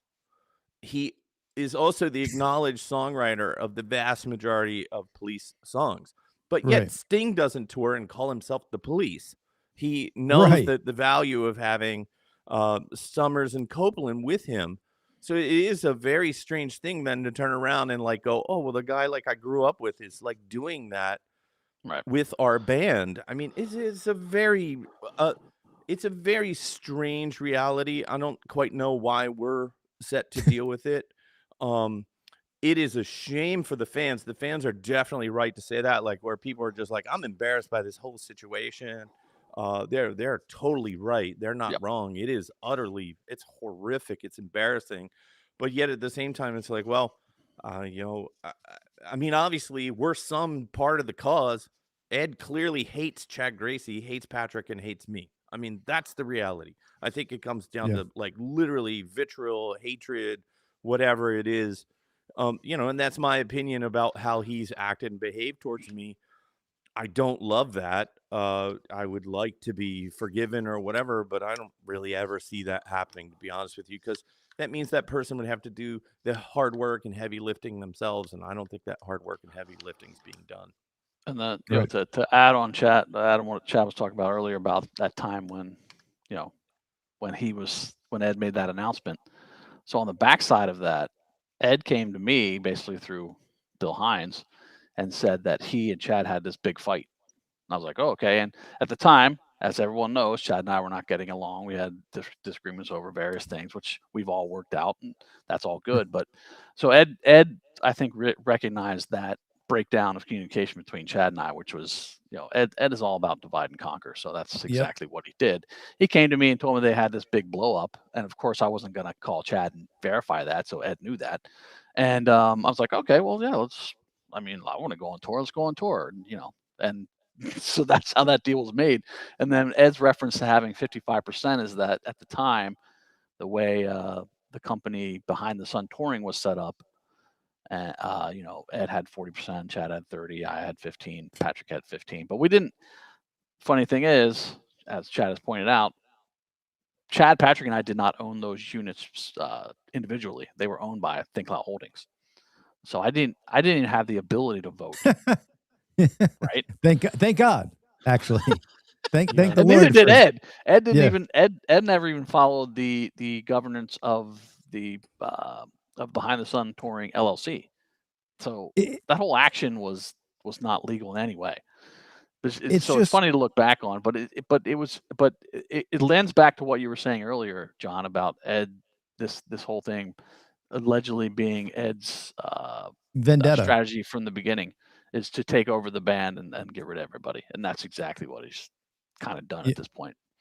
Yeah, I was going to ask you guys this too, but Chad Taylor kind of answered it earlier, where he said like, and you brought this up a couple times, Gracey, that the writing was kind of on the wall for the band being done around Throwing Copper time, but it just didn't get as deep into what Taylor was saying about it. But so I was going to ask you guys, like, did you see this behavior coming from him, like where he could potentially just end up hating you guys and trying to fuck you out of like business and earnings and stuff like that? Did you see this like at all? Because from an outsider looking in, it's like, this seems absurd. Like, you're like 4 childhood friends fucking make music together, and then this happens. But so you would think maybe there was writing on the wall, and that's why I'm asking, did you guys see any of this? We may have seen signs, but as I said, we were blindly devoted to the band, so we may have seen things. And actually, Chad and I have discussed, we have looked back and gone, oh yeah, that was, go there and there and there. Like, fuck, we just didn't either recognize it or chose not to see it because we're like, the band has to go forward. Right. Yeah, at least not from my perspective. And fame, celebrity, success, whatever, you can put that literally in a capsule. Mm-hmm. And there were 4 boys from York, and it got, we got launched into space, and there's no, they lost that technology. So there is no reference to how to come back to Earth, how to do all those things. So in that regard, I think that all 4 members of the band should have some defense. I think also Ed experienced fame at a level that certainly I didn't. And I think that there is some psychological protections that happen, but that are natural. And I feel like like to balance things out, I should always acknowledge like the good that human beings have brought into the world. Like, I mean, it's not all bad. Right. When you say were there signs, I mean, I was honestly paying attention to the signs of good. Like, Right. oh wow, like we're doing Right. like look at like for example, the depth of person that I would believe that I am would not be the same if it wasn't for the contributions of Ed. For example, when Ed discovered Christianity and turned me on to Christianity, I mean, Ed discovering Christianity and turning me on to it changed my life. I mean, I'm not the same person without that, right? So I was looking at those signs. Right. Anybody that's out there that has a relationship of any depth, especially, I'll just say this, where people are like living together and codependent in some way or shape on each other, you recognize that you cannot walk around looking for the bad signs. Yeah. So, in that relationship, I was always looking for the good signs. Like, for example, I'll tell you something that I just always loved about Ed. Like, Ed loves candy. He loves candy. He would always show up on the tour buses with little secret stashes of candy. He just loved, and he loved to share sweets. Like, it's not all bad, people.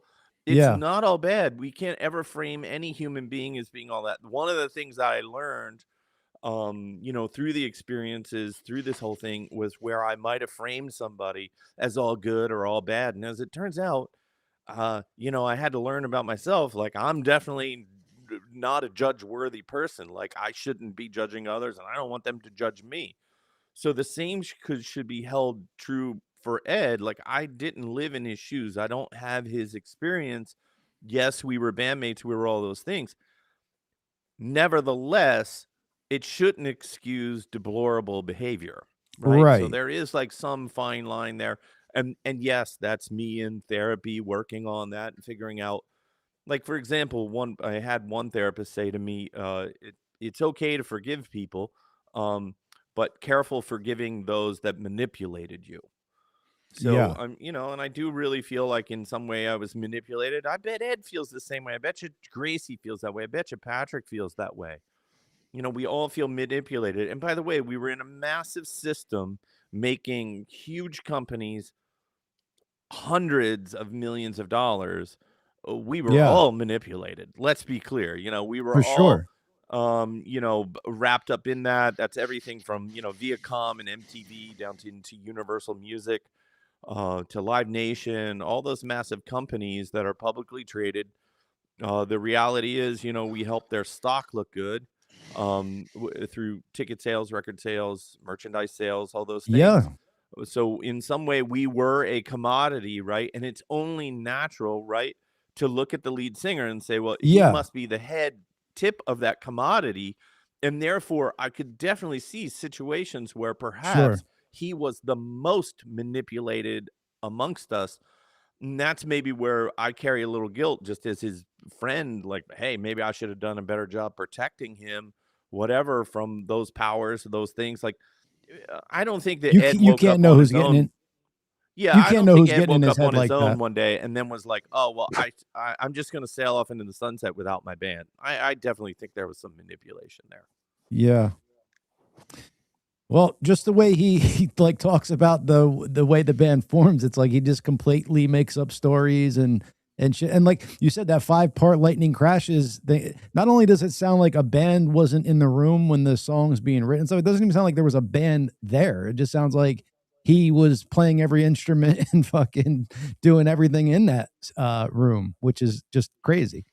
But also it seems like what's crazy from an outsider is that this band is broken up without you 4 guys sitting in a room and having a conversation. Like, it's broken up through Instagram messages and fucking letters, but you 4 have really never sat down and spoken probably since COVID-19 happened. One of us won't get in a room with the others. Yeah. I'll let you guess who that is. Yeah, Chad, Patrick, and I speak all the time. So, that's, we talk. And that's been true all through the history of the band. Yeah. Yeah. Even at the hardest times when you guys were beefing and stuff, there were still lines of communication. Look, the reality is Chad, Patrick, and I hit the peak of our career when we were called First Aid and we won our middle school talent show. That was it. We should have stopped right then. That's right. Did anything from First Aid make it to Public Affection? Any of those? Anything you played? I don't know if No, I've they ever were all heard that cover question. songs at that point. Ah, No, I was scratching on my guitar with my pick years before Tom Morello had done that, and that was my main thing because I probably couldn't actually play the guitar parts. I wanted to ask you that. Where did like your tone, like, because you're like known as like a master of tone for the guitar. Whether like you said, you're pick scratching, like stuff you're getting with amps and stuff. Like, how did you develop that? I mean, because it doesn't seem like there's books back in the day to really learn that. There's no internet. Like, is that just a natural ability you had, or how did you kind of get into that? I'm gonna show you my secret. The hands. It's right there. It all just Ah, comes out of there. It's the same way Chad Gracey knows how to tone a snare drum, or the tone of Ed's voice, or the impact of Patrick's bass. There are no books, no manuals. That's just how we grew together. My guitar sounds the way it does because it needed to sound that way to be heard next to Chad Gracey's drum set and Patrick Dahlheimer's bass amp, and really the power of Ed's voice. We developed as a unit. And that unit, I mean, I'm sure the world will never hear it again, but when that four piece walks on stage, in particular, actually, bizarrely, when Ed plays guitar, nothing sounds like that unit. Nothing ever will again. I'm agreed. pretty convinced that day will never come. And then, we took that same unit and walked that right over into the Gracious Few, and then that turned into the Turn, and all of Yeah. those guitar sounds and tone and all that stuff. I was brought up with Chad and Patrick and Ed in a classical environment where there was structured musical learning, symphonic um, instruments, orchestral Oh, instruments, and I think that Ed and I learned how to breathe together playing the trumpet. Chad Gracey was doing the same thing on his saxophone, and Patrick was working on the upright bass. But because we shared the exact same musical instructors, they imprinted on us dynamics. They imprinted wow. us on us like even weird little things like how to round robin breathe, how to listen generously to each other as musicians. And those people there are very few. Most people know the story of Don Carn, who helped put Yeah. the band together in middle school. But then there's some other guys like there was Kevin Strickland and David Crosby, and then Harry Kaler was probably the most important in the high school level. And Mr. Kaler, his love was the Serenaders, which was like a competing jazz band. And if anybody's ever seen the movie Whiplash, where the guy's freaking out on the drummer or whatever, that was kind of Mr. Kaler yelling at us. As teen kids, we were like, what the hell's this guy's problem? But like, I look back and I'm like, no, he got it. Like, he knew the gig and he whipped us into shape. I mean, for everything that Don Carn did in the early days, each one of those instructors had all four of us boys and was, one would hold us accountable. We were, sat in lead positions, first or second chair and all of our things. And we were counted on to know the music the best and all those things. Well, that was developing our youthful brain in how to think and how to act as an ensemble and how to carry those performances. Then we transferred instruments, me from trumpet into guitar, Ed from trumpet into his voice, Chad Gracey from saxophone into his drums, and of course Patrick moved from the upright bass to playing bells. I'm not joking. And Really? but I swear to God, he played the xylophone with That's the so marching Patrick band. to do a weird instrument. Yes, he was on the bells, and but honestly, I still think that fundamental classical background where we played, I don't know, Tchaikovsky and all the Gershwin and all those tunes that are essential to building a large musical vocabulary. That's where my tone comes from. Mm. It's you don't just pick up the guitar. And so I own a guitar shop, a little plug, it's called Tone Tailors. And for example, one of the things that I deal with at the shop are where guys come in and what they've done is like read Reddit and YouTube videos and all these things, and they can ask me a million questions about the radius of a neck or a pickup or anything. And I do my best to try and answer those questions. And then they pick up the guitar and they can't even tune the damn thing. I'm just like, yo, man, your priorities are all messed up. Yeah. You know, we sold, Chad, how many millions of records did we sell with you on your first drum set and me with my first guitar? You know, it ain't the gear, people. It ain't the gear. Right. Exactly. Yeah. Yeah. It's your ear, not the gear. There you go. Boom. That should be a t-shirt at Tone. What's the name of it? Tone Tailors? Tone Tailors. Yeah. Tone Tailors. Not T-I-L-O-R-S, but T-A-I-L-O-R-S, like to have your tone tailored to fit your musical need. And you're in there often. I see you putting videos on and stuff in there, so people could go in there and run into you if you're lucky. This Jesse Diaz guy is asking again, what happened up to 21? He wants to know why we didn't go back on tour, because Chad and I were fighting. Ed didn't want to have fighting on and that's what's happening in 2020. And we didn't. I don't think we wanted to go out into the kerfuffle and bullshit of COVID anyway in 2021. Did he even go out? I mean, in 2021? look, the reality is Ed made a determination that impacted the entirety of the band. I mean, it just comes down to Ed just not wanting to tour with us. That's why Live didn't tour like from that time on. I mean, once you start, I don't know, it'd be like, do you really think Bono would write on Instagram that the Edge is fired? I mean, no. it's so bizarre. It's so weird. And I haven't had a chance to talk to the guy to say, well, that was really weird. Like, why did you do that? I mean, by the way, we've all done weird stuff, but that one is particular out there. And so to Jesse, it's like, once somebody treats you like that, I mean, do you think you want to make music with them and like, hey, let's share artistry? It's like, no way, dude. No way. Don't want anything to do with that. I know, John, last time you said, oh, you guys will be at the Rock and Roll Hall of Fame. I was like, I'll be there with Chris Shin. No problem, but not with Ed. Well, yeah, I mean, I don't blame you at this point. Like when we were speaking last time, I mean, of course it was still at a bad place, but it just keeps getting worse and worse and worse. And I nobody blames you at all for not wanting to share the stage. I mean, it's crazy at this point. Yeah. He should be embarrassed, really, though. And equally, what do I know? You know what I mean? Like every time you dig yourself in a hole, right? The universe comes along and like punches you right in the face and says, you don't know shit. So I really don't know what the future holds. And I will say this, there's a lot of stuff going on in my life behind the scenes that, gives a lot of perspective to things. My sister-in-law, Trisha, who's my wife's younger sister, who happens to be married to Matt Gracey, Chad's younger cousin, she, for the last week, was in a medically induced coma and just came out of it really on Monday. I guess it's back now 6 to 8 months ago. They learned that she has two very rare autoimmune diseases, and they're attacking her organs in her body, and in particular her kidneys. So she needs a kidney transplant.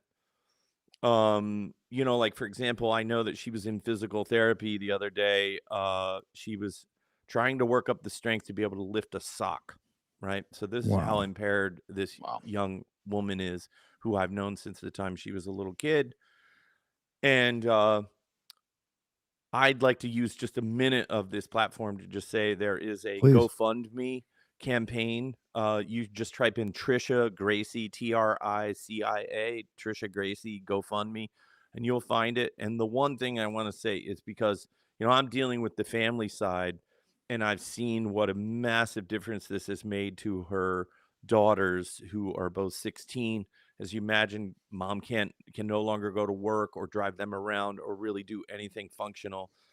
It's meant also doing some adjustments to their home to try and make her more comfortable in the home until she's stable enough to get a kidney transplant.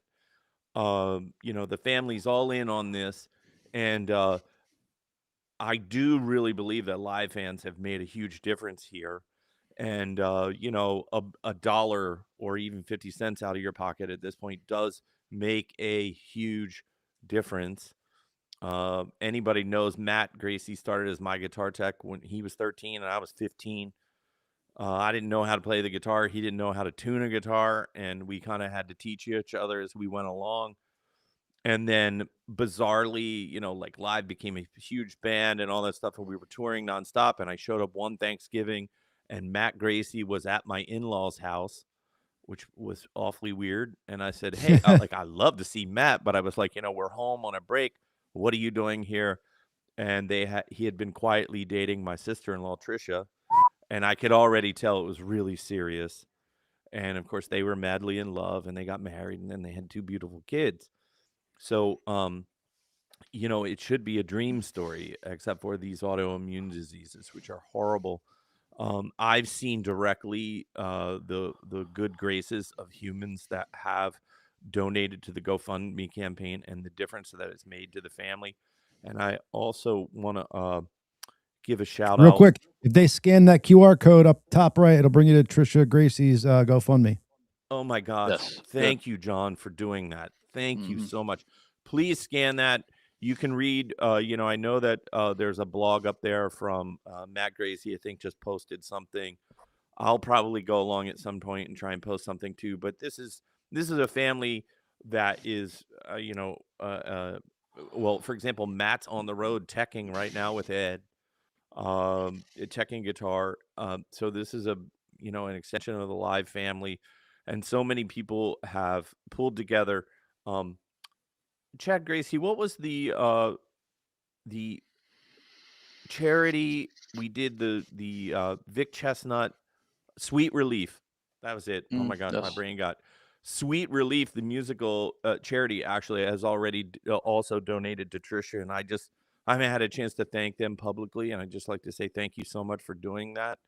You know, if anything, I probably should have talked at the front of the show because I really want, you know, people to know about the campaign and Trisha's struggle. It's very real. And, you know, this is still a pretty young person. And it's somebody that the extended family of Live, you know, really should know more about, which are, you know, the wives, et cetera, that stay at home, that are guardians of our children and our homes and all those things. And you know, this particular person just needs some love and support. Yeah, thank you for putting that out there. And of course, we'll clip this up and post it so it gets the word out more. Thank you, of course. Chad. Trisha, Absolutely. our heart is out for you. Get better and get well soon. Yeah, thank you for bringing that up. One other thing here. Can we expect, so is Christian out on tour now? And can we expect, if he is, maybe some other pop-ups by you at some of them? Well, when I was in Charlotte, the first thing I said to Chris was, well, you need to now bring this tour to the Northeast. So I was already suggesting some venues, and you know, I really hope that happens. One of the things I just want to say is that, I mean, obviously I was a special guest. That's really, you know, Patrick, you know, and Christian and Christopher Thorne. It's really, and their drummer Jason. That's really their thing. And for anybody that hasn't checked out the original music, I know that Christian has been posting it. But for example, Chris played drums on the recording. Like, he played every single instrument. Oh, wow. Which Chad Gracey will tell you, when we knew Chris, I mean, other than him occasionally sitting behind the drums, he wasn't trying to play drums. Yeah. But he got sick and tired of being dependent on other people. And then he was just like, well, I'm just going to try this. And, you know, it's very inventive because he doesn't think like a drummer. He thinks like a songwriter, like a guitar player. Yeah. And he explained to me that all the new songs started from the drums, that he puts all the drums down first and then builds from there, which, by the way, just so Live fans know, I've begged Chad Gracey to do that now for, I don't know, more than 30 years. Like, just go in the studio and just like send me some beats. Hell yeah. So maybe that can inspire him.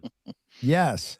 So one thing to tell your drummer from Mercy's Revival is and forgive me if I'm getting this wrong, but Chad Gracey plays behind the beat or in front of the beat, but not on the beat, and that's what makes his shit so special.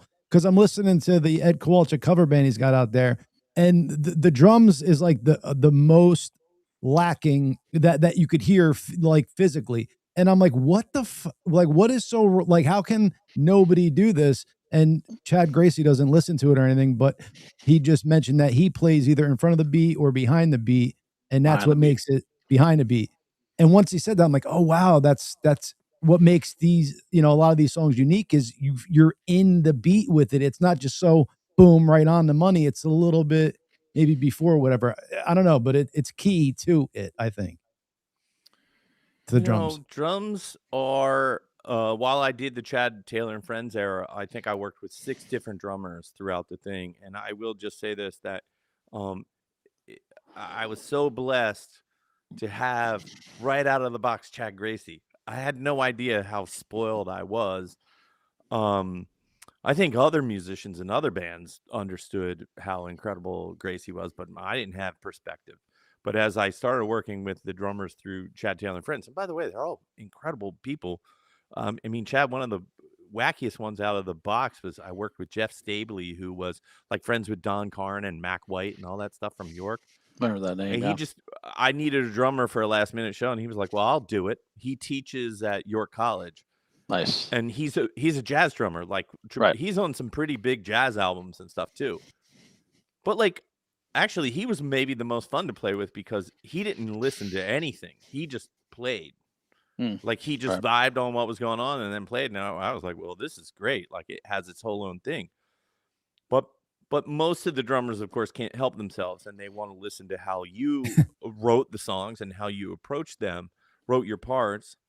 And that is a tall order. When looking for a drummer for Mercy Revival is the very hardest thing for me to locate. And also, geographically, I wanted this band to basically be close enough to me to be driving so that we could rehearse frequently. Sure.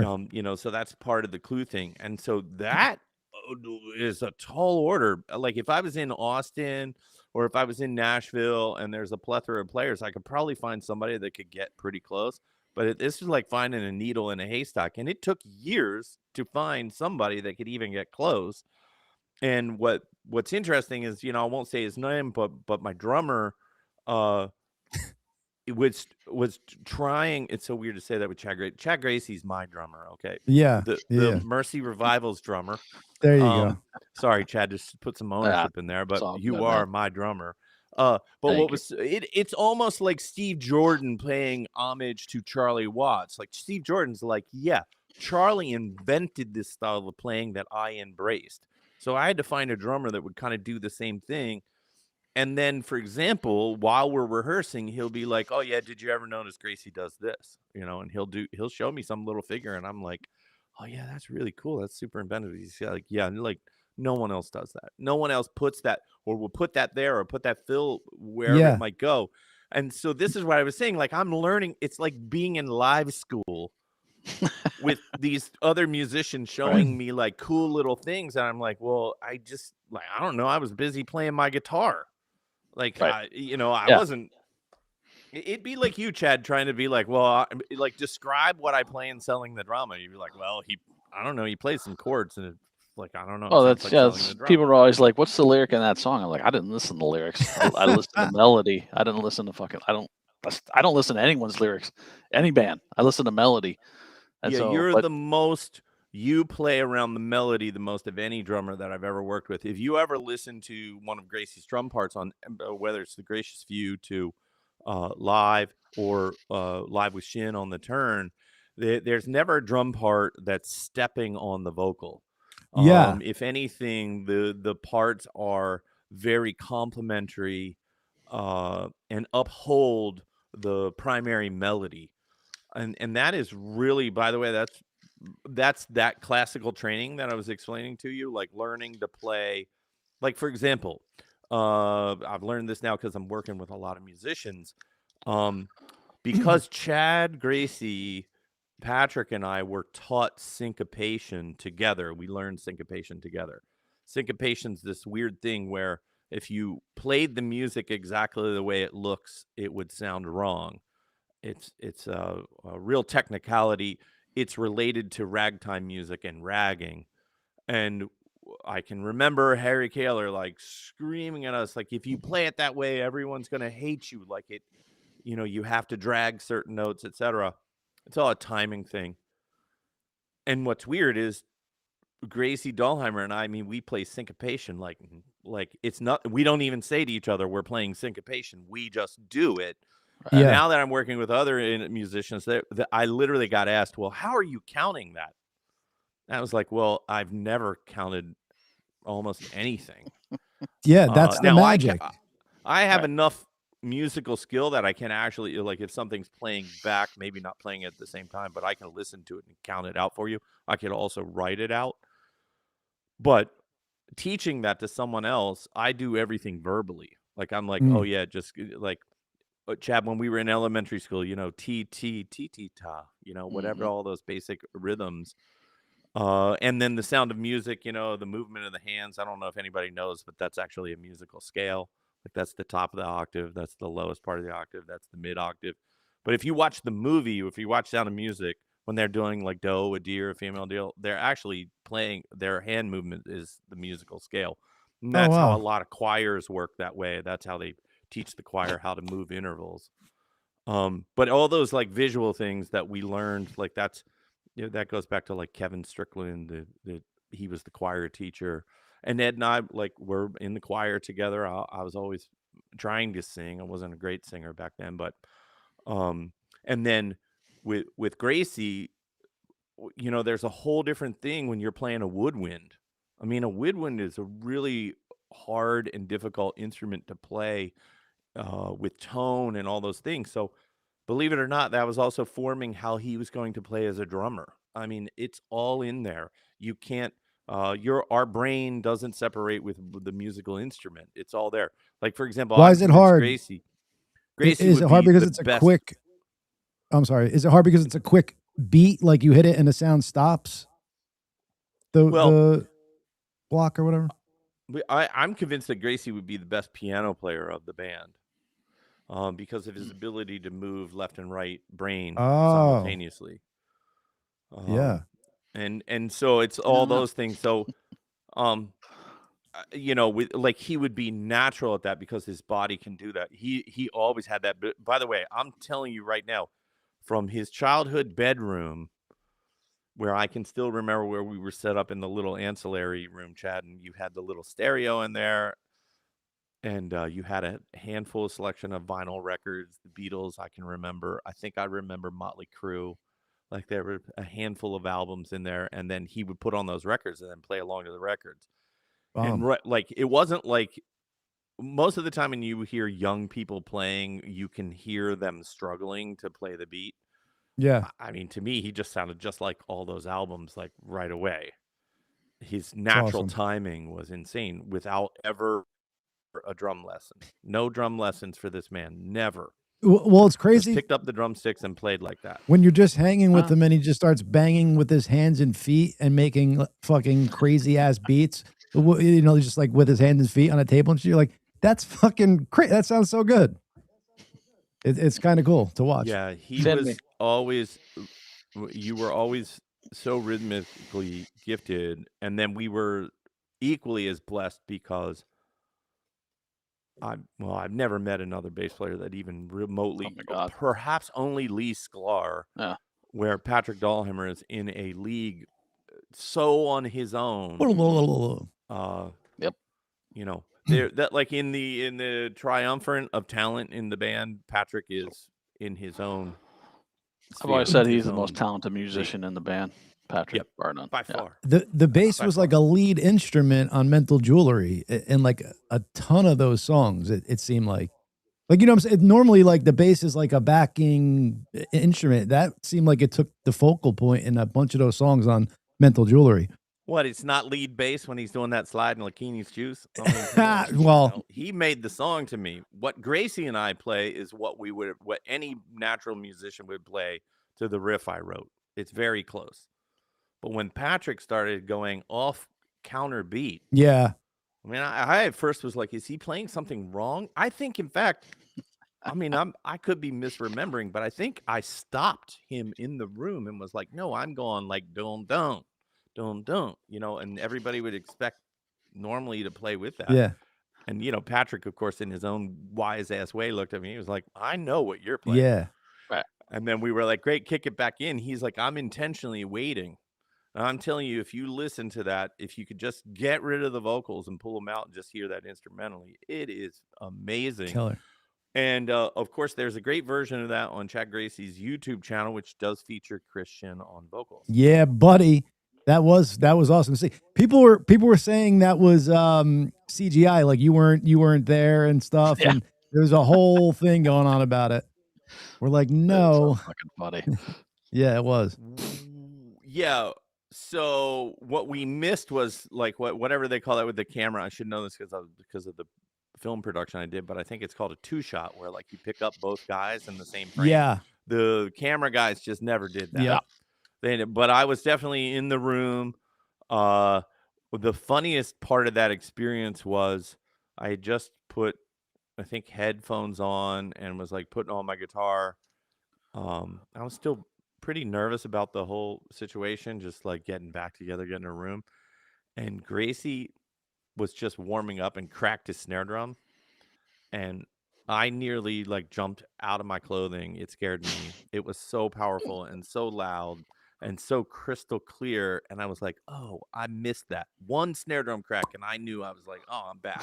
Like, this sounds great. Can't wait. Like, let's record. Fuck yeah. Are we calling it that you gotta hit it?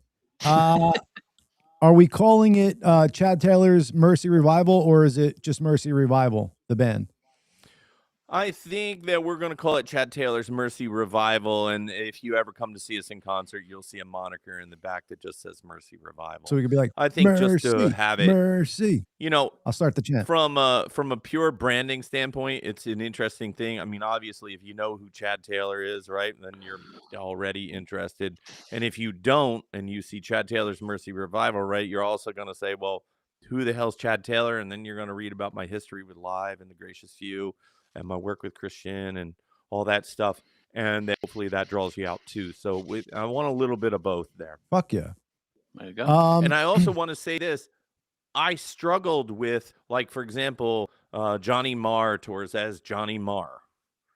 Right. And I struggled early on. Well, should I just call it, Chad Taylor? And I was like, the thing that I love the most is the band. I love the band. I want to be about the band. So I'm about the members of the Mercy Revival. Like, I just, you could have been the Chad Taylor band, like Dave Matthews Band. Exactly. But, I wanted them to feel some ownership in the whole thing too. That's what we had in Live and still have. I mean, in some weird way, we'll always have that. Whether we're standing on stage as, and calling it Live or whatever, I guess that'll be determined at some point. It all seems so weird. My expectation, long-term, long view, is that everyone finds their space and their way and their time forward. Like that Ed will find his thing, whatever that is, that Chad, Patrick, and I will find our thing. I will tell you, I mean, I'm pretty excited to try and write some songs with Christian. I'll just be pretty upfront about that. We talked about this on the very first podcast. When I get a singer's voice in my head, I can write specifically for that. So the singer in the Mercy Revival, right? Like, I got his spirit in me. Like, I know how to write for that. I know, like, when I wrote Siren's Call or whatever, like, I mean, I was hearing Christian's voice in that. I think, that was perfect. Even like, for example, like if we just recorded a song, hey, wouldn't that be cool? Like, that would be fun. Wherever we get a chance to make new music, that's what I want to do. Gracey has access to and plays in the studio all the time. So does Patrick. So does Christian. So do I. There's no rhyme or reason why new songs can't be, released. And that it doesn't have to get so serious as to, like, who even really cares what it's called at this point?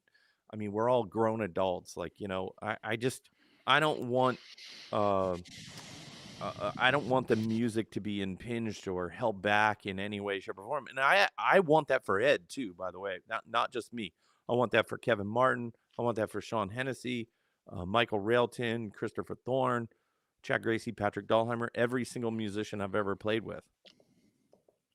Life's too short to harbor anything. You know what I'm saying? When especially when shit could be talked out or whatever. It's a good sentiment. I don't know. Hit me up with like your best song. Like I want to be blown away. It's funny because I like thank God for the power of TikTok. I mean, I've reconnected with like youthful music.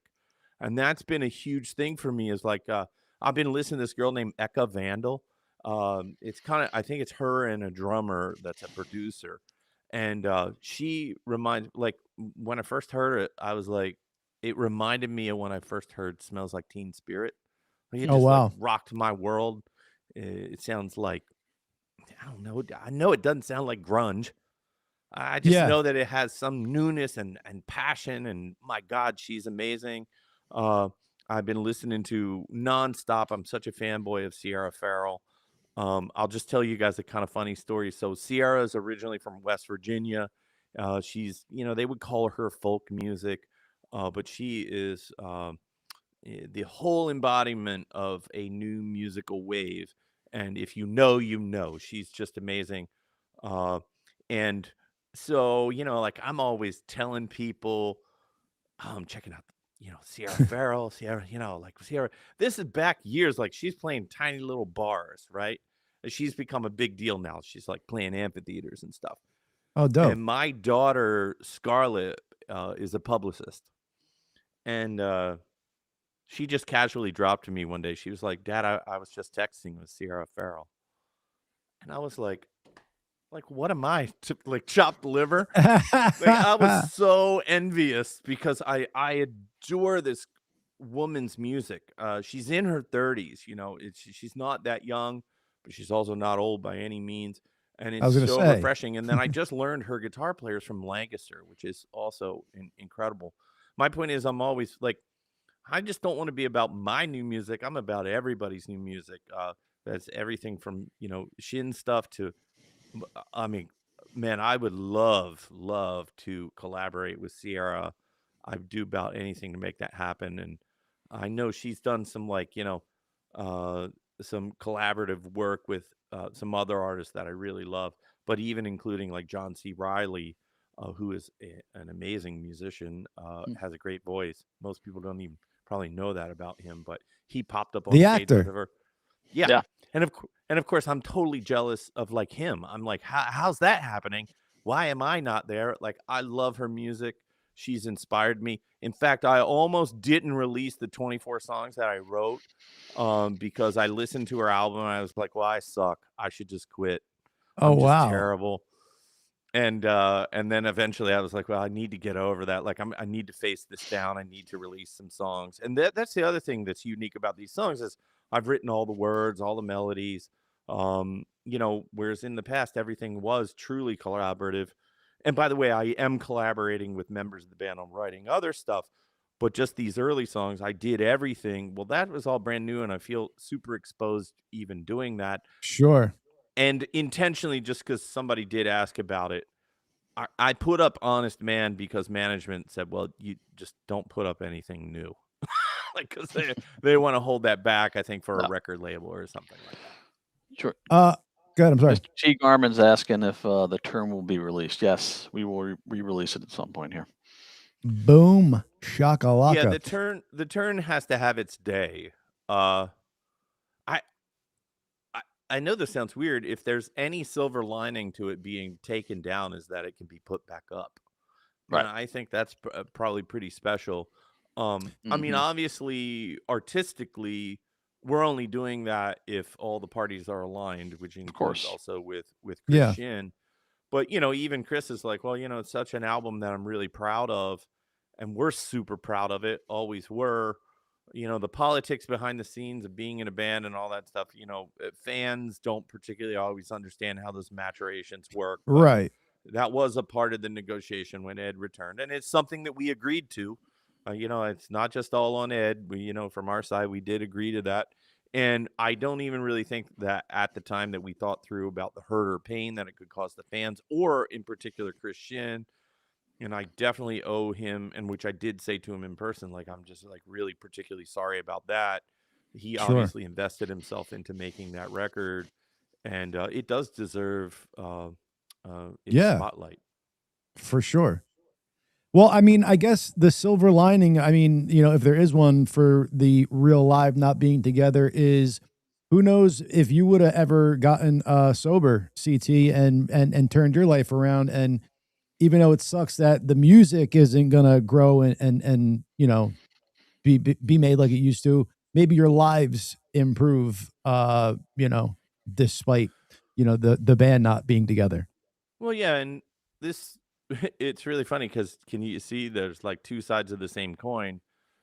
Perhaps like I've had to have this conversation with Gracey and Dahlheimer. Haven't had it with Ed because we're not in contact. But it can't be easy to be in a band with an alcoholic. Even though I was a high functioning alcoholic, and I hold a great deal of guilt about that. Perhaps that has something to do with Ed's resentments towards me. I mean, I really don't know. I was, Yeah, but you've taken responsibility for that so many times. You know what I'm saying? Like you guys have really done your part numerous times, and it's just one side that's not fucking being like playing ball at all. It's crazy. So I didn't mean to cut you off. I guess that's the point, is that the lawyers are going to have to sort him out. Like he's just got to get sorted out. Yeah. Well, I'm excited. Do you have any release dates, or can you tell us a time frame on when you're starting to put out the album, or are you going to tease songs? How are we doing it? I don't have a time frame just yet, but 2026 will be the release date. And look for I'm actively starting to book tour dates. So I mean, you're gonna see me on the road. Our goal is to not just play in the U.S., but obviously to go worldwide. Fuck yeah. So and I'm being straightforward and honest. I have zero expectations about the commerciality of it. I really, I mean, I care in some way, shape, or form, but I also just need to be on stage, if that makes sense. Like first things first, I just want to put a line in the sand. If it means starting again in clubs, I'll start again in clubs. I think that's totally fine. And then we'll see where the music and our, musicianship can take us. And, I also think that there is plenty of room for collaborations with Chad and Patrick, and perhaps even Christian. I mean, I do not want anyone to think that as grown men adults, right, that it has to be so pigeonholed into, like these little fiefdoms or whatever. I think it should be, pretty far and wide. I've just had it on my mind. I know this sounds weird, but I haven't talked to Michael Railton, Raylo, we called him, but I haven't talked to him in years other than a couple messages on Facebook. But the other day when I was on stage with Christopher Thorne and Christian and Patrick, I was like, well, hell, I might as well call up Raylo and see what he's doing. Like, let's do a song with him. Like, let's try and involve, as many of the people that were, important to live. Also, I really want to play some shows with Jerry Harrison. I mean, I'm just putting that out there. Jerry's been touring more and more, and he and I definitely, when we talk, we're like, well, what are we going to do together? How are we going to play? And that has happened a few times where we wound up on stage together, but I'd actually like to formalize it. He did such a great job with the Remain in Light tour with Adrian Blue. I mean, I saw that show. It was amazing. So, perhaps something could be there. Bam. So I don't know. As I said earlier, what do I know? All right. One last question for the live fans. Are there any unreleased live songs, studio recordings from your first 4 albums that haven't seen the light of day? Like Don't Wait and Change. There's like studio versions out there. They're not the best quality and stuff like that, but there's versions out there. Is there anything from those days that isn't out there that has been recorded? I have all of the Mystery Vault. So that's a yes. And I will just say this: I have all the dead bodies. I have everything. Like, I mean, I have recorded, like I said, I wasn't joking when I tell you, like, I have literally us recorded when we were writing Lightning Crashes, when we were writing Damn It Otter Creek, all those things. This is all recorded. So there's enough in the vault, in the archive, that, we could do releases for years to come. But we have to be in a functional place to do that. And I think that we're actually headed there pretty fast. I think, Chad, Patrick, and I, first order of business was let the lawyers handle Ed. Then second order of business is figure out how we start doing new releases, even if it's old material. Well, so somebody posted this in the comments earlier throughout, because they've just been going crazy. But I think there needs to be a good live documentary. Yeah, I don't know what I was going to say. On the way you guys started the band, all the way up through, probably even now, but especially with old footage that you have, and like you guys being a part of it would be freaking amazing. And I think would shed a lot of light. We've been talking about that kind of stuff. Also, we are planning to launch a merch site, and we will be selling the official live red logo again. Yeah, baby. Red logo coming back. Blue, we're not afraid of we're not afraid of the color red. well, Chad Taylor, please go ahead. Well, I think what the point is there, the fans have waited long enough. It's time to start releasing this stuff. I'm not getting any younger. Sure. And I am super excited by everything that you just said, John, the idea of a documentary. We've had some casual conversations with established producers about doing that. As I had mentioned at one point, I had actually started to write a book, and and then all this got so complicated. I was like, well, to the hell with this. Like, I kind of just scrapped it and pushed it aside because I was like, well, I don't know the ending. Right. It got so convoluted. I was like, well, it's not really clean. But the reality is, at some point, I don't know. I honestly, at this point, I think I would begin again, which sometimes is like a great part of the writer's process. Yeah, but put it down one and of go the back. other ways of doing this is telling it like through the eyes of a filmmaker. Yes. And so I'm super interested in that. I think live fans, I will say that I've been approached by some series producers about doing both sort of a traditional documentary, but also then a scripted film. Oh, that'd be cool. So you could go from archival footage into the scripted part. Yeah, that's cool. Yeah, and the scripted thing, like we would cast little kid versions of us to play Public Affection or First Aid, whatever that stuff is. Hey, John, put up this one chat from Christian. Gotcha. Roway. Please let me know if you're interested. Talking documentary, movie producer, and fan of the band right here, Christian Brower. I'm going to take a copy of her name here and try to look her up. Perhaps I'm over on Instagram at whatever it's Chad Taylor _live. You're welcome to shoot me a DM and I'll try and get back to you. I think there's a Gmail address, the Chad Taylor and Friends at Gmail. That also gets to me. I mean, that's out there publicly. I don't mind if people send me stuff.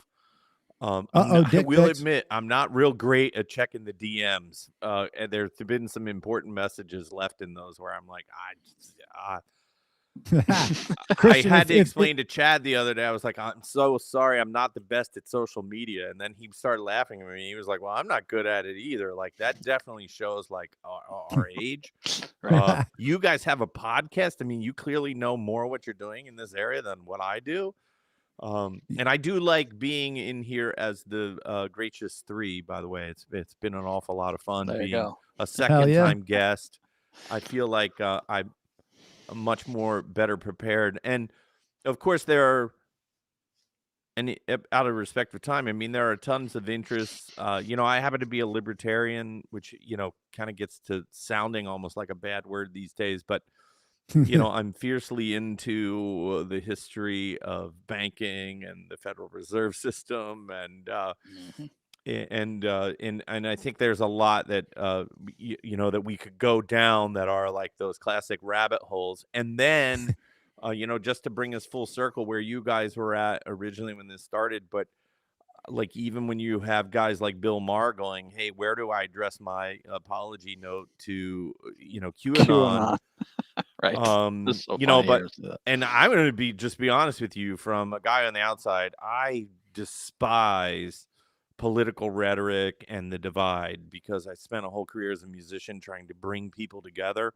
I mean, first of all, like I always feel like there's like in order of importance, there's like togetherness and spirituality, and like I really feel like the political doldrums are like down here, like they pull you down.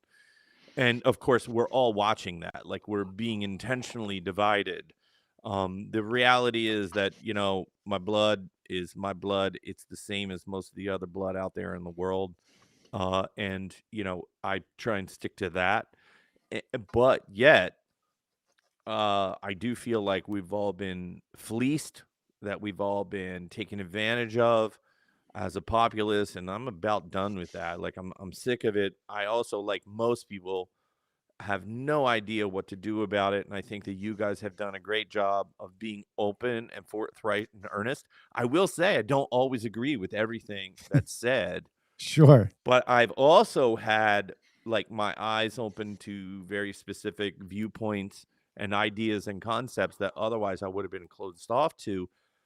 And I think that healthy debate like that, actually, debate and discussion used to happen. Where you get in a room with somebody and they say, well, I'm really a firm believer of this. Tell me why you believe in that. Yeah. And then you shut your mouth and then take it in and listen. And then you say, well, would you like to hear what my opinion is? And then you go back and then you learn from each other, and it meshes, it comes together like that. Usually people aren't as far apart as what they think. Right. Was even, if I had a message for Ed, I'd say we're not really that far apart. I mean, he's in, his, well, I guess he's on tour right now, but he's in his home. I'm in my home. I mean, the reality is, we don't actually have to fight. But if it's a fight you want, well, then you're going to get fucked up. Right. Well, that's what I'm saying. Like, I think if there was a face-to-face conversation, there would be like, it would probably work out, but whatever route he wants to go, it could go. What is it? FAFO? And by the way, way, and find out. By the way, here's another funny thing on the side of that. I've literally, now, of course, this was like in my 20s. I got in a scrap and a guy in a bar in Canada. I know it was the Calgary Stampede. And it was right after we played. And we both like fell to the ground, trying to punch each other on the ground. I'm not joking. And simultaneously, we both sensed security was headed towards us. And we jumped up and we like bellied up to the bar and like ordered drinks. And security bypassed us. They didn't see us. And I wound up buying the guy a drink. He was like, are you really going to buy me my beer? And I was like, yeah. I was like, are you okay? And he's like, no, I'm fine. Are you okay? I'm not joking. And then minutes later, like we were sitting there, we're like, well, that was about the dumbest thing we ever did. And, our common enemy in the moment happened to be the security guards that were going to throw us out. Right. People can come back together. Damn it. There is possibility for peace out there. You just have to, it's funny. It's Ed Kowalczyk that taught me that peace is an active thing. It's active. Peace is now. He didn't say after the lawsuit, after the whatever. He said it was now. It's right now. And that opportunity is out there. That's just the reality. And, if you get rid of the lawyers and all the nonsense and you could get in a room, boy, I bet you could get to the bottom of some agreements. But in the meantime, the fans have to suffer through, well, there's his story and his side, and then there's our story and our side. And, the real truth won't ever come out because I don't even know the real truth anymore. Right. There's just positions and opinions. I mean, there's also material evidence. And I will say that I feel pretty good about that, but I'm sure he feels good about his side too. Sure. Well, that's the thing. But you guys are trying to be grown men about it. And it could be handled nice and you guys could get in a room and talk, or it could be handled where you guys are not a part of it and the lawyers are hashing it out and, it plays out how that plays out. So I mean, there's options. I think we should call in Jane's Addiction to consult for us. Yeah, there you go. Yeah, if they could, well, and even the brothers, the I Black just want to Crowes. Oh, say this. Oasis. Oh, Black At Crowes. least if Ed and the other members of Live got into a physical altercation on stage, it wouldn't look that bad in between Navarro and Perry Farrell. Like we would hit each other with iron-based mic stands and shit. There would be blood. Like you would know that we got into a fight. Right. I mean, I have good faith that what little bit I know about this band is, had it ever turned into that, it would have devolved into a full all-out scrap. These are manly men, and we would have fought that way. Not, well, I'm just grabbing your jacket and like shaking you. It wouldn't happen like that. Yeah, because you're also passionate. It would have been a fucking fight to the death. Well, we're more fans of the Replacements, you know, and the Replacements would just drop their instruments, bloody each other, walk off the stage, clean up, and come back on and finish the show. I mean, come on, that's professional. Let's be professionals. Let's go with that. So Chad Taylor, let the audience know. I'm sure they know already, but where they can find you for social media, and then again, be on the lookout for that album and see what he's got going on the tour. I know he wants to get out there. Yeah. Well, the easiest one is my Instagram, which is Chad Taylor _live, and then people do request my Facebook thing, but I'm barely ever on there. But yeah, I mean, you can definitely find me by typing in Chad Taylor and the word live. And get better for Mercy Revival. Yeah, and I will announce at some point a website and all that kind of stuff. You know, this is just there is no real great way to roll any of this stuff out anymore. Chad Gracey was in charge of rolling out the Gracious Few all those years ago, and he put up little teasers and all these things. He was so great at it. Maybe I should hand that over to Mercy Revival to just give him the keys and tell him to do that. But it's a lot. Like, not only do we have to get all the music together, all the new songs, all that stuff, rehearse, record. Oh, but we have to have a website. Now you have to have a social media presence. And, you know, kind of like, what, you know, I just remember in the old days where like the hardest thing that we had to do was get a little flyer and go put it on like some kid's car at a high school parking lot and say, like, come to our under 21 dance, you know? Yeah. My biggest advice would be, go ahead, Chad, I'm sorry. I was going to say, my biggest advice is start a TikTok page and go live on TikTok all the time. That's what you should do with rehearsals. And I am on TikTok, by the way. Yeah. I not only am I on TikTok, but I do go live on TikTok, and TikTok is by far my preferred social media platform. I mean, it is where I'm discovering new artists. They don't live. I do discover some stuff on Instagram, but man, TikTok. Oh man, what's this band out of Quebec? They're called.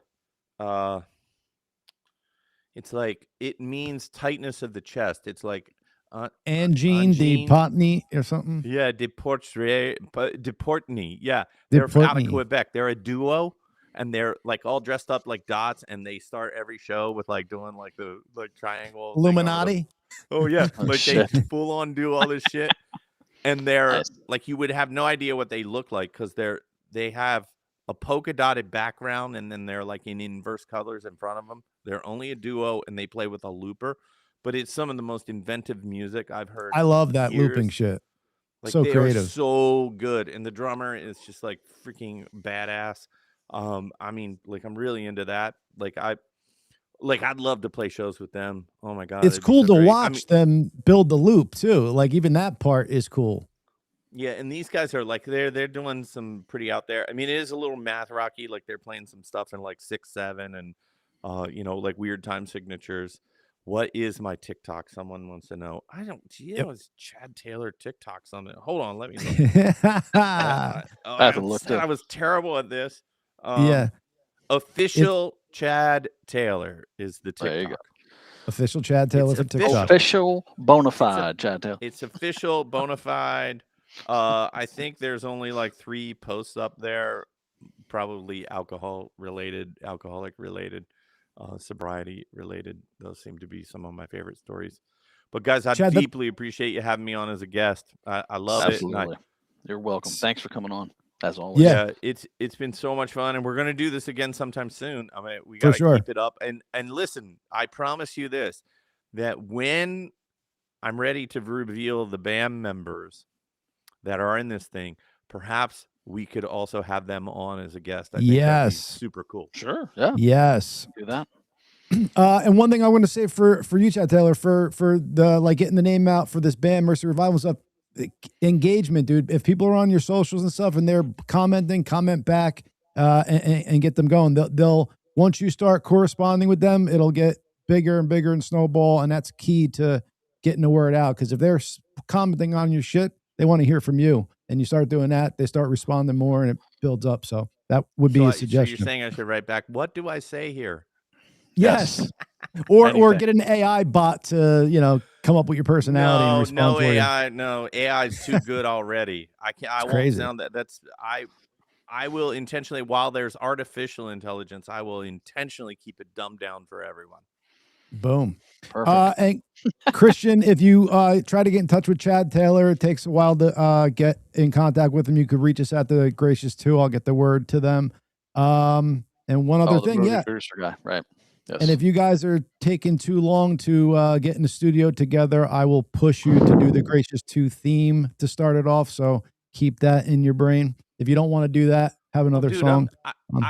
Actually, it's funny. You guys said that was a AI song. I mean, it was actually very good. I mean, not bad. That's kind of scary how right on it was. If you tweak it, you could get to it. Just prompts, dude. It's crazy. Yeah, I just got to think about how to prop you guys up. I want it to be more like edgy, like the Howard Stern theme song that Rob Zombie did. Mm-hmm. Yes. Like when you needle drop it, I want to be like, oh man, this show's got a lot of energy. Yep. To match my we are. Anyway. Dude, thank you so much. Yeah, we got to do this. We got to do this more. Every time you come on, we touch on a bunch of shit. The audience loves it, but we're just surface touching. We got so much more to get to. So thank you for coming on. We definitely got to do it. I text from my mother, and she said we did much better with our cursing. Oh, good. Yes, thank you, Mrs. I got to say happy birthday to my brother. It's my brother Scott Gracey's birthday today. Happy birthday, Scotty. Scotty, happy birthday. Scotty G. Chad Taylor, thank you, my man. Peace. Three finger shimmy. The one. We're out of here. The one and only Chad. Shimmy. What is shimmy? That's a 3-finger shimmy. We used to do that. I think Sean Williams, a friend of ours, Sean Williams, came up with that 3-finger shimmy. That's my three-finger shimmy. That's two in the pink, one in the stink, my friend. Shocker, baby. Anyway, great show, man. Yeah, every time we have him on, we just touch on everything. It's always a great show, but we could talk to him for hours if my bladder would hold. So my mom is thanking me for saying happy birthday to my brother. Scott's not even on Facebook or friggin' Instagram anyway. I talked to him earlier, Mom. Yeah, Mom. Carenza, I can't keep up with you, young lady. You send out some wackiness. You should write a book, I think.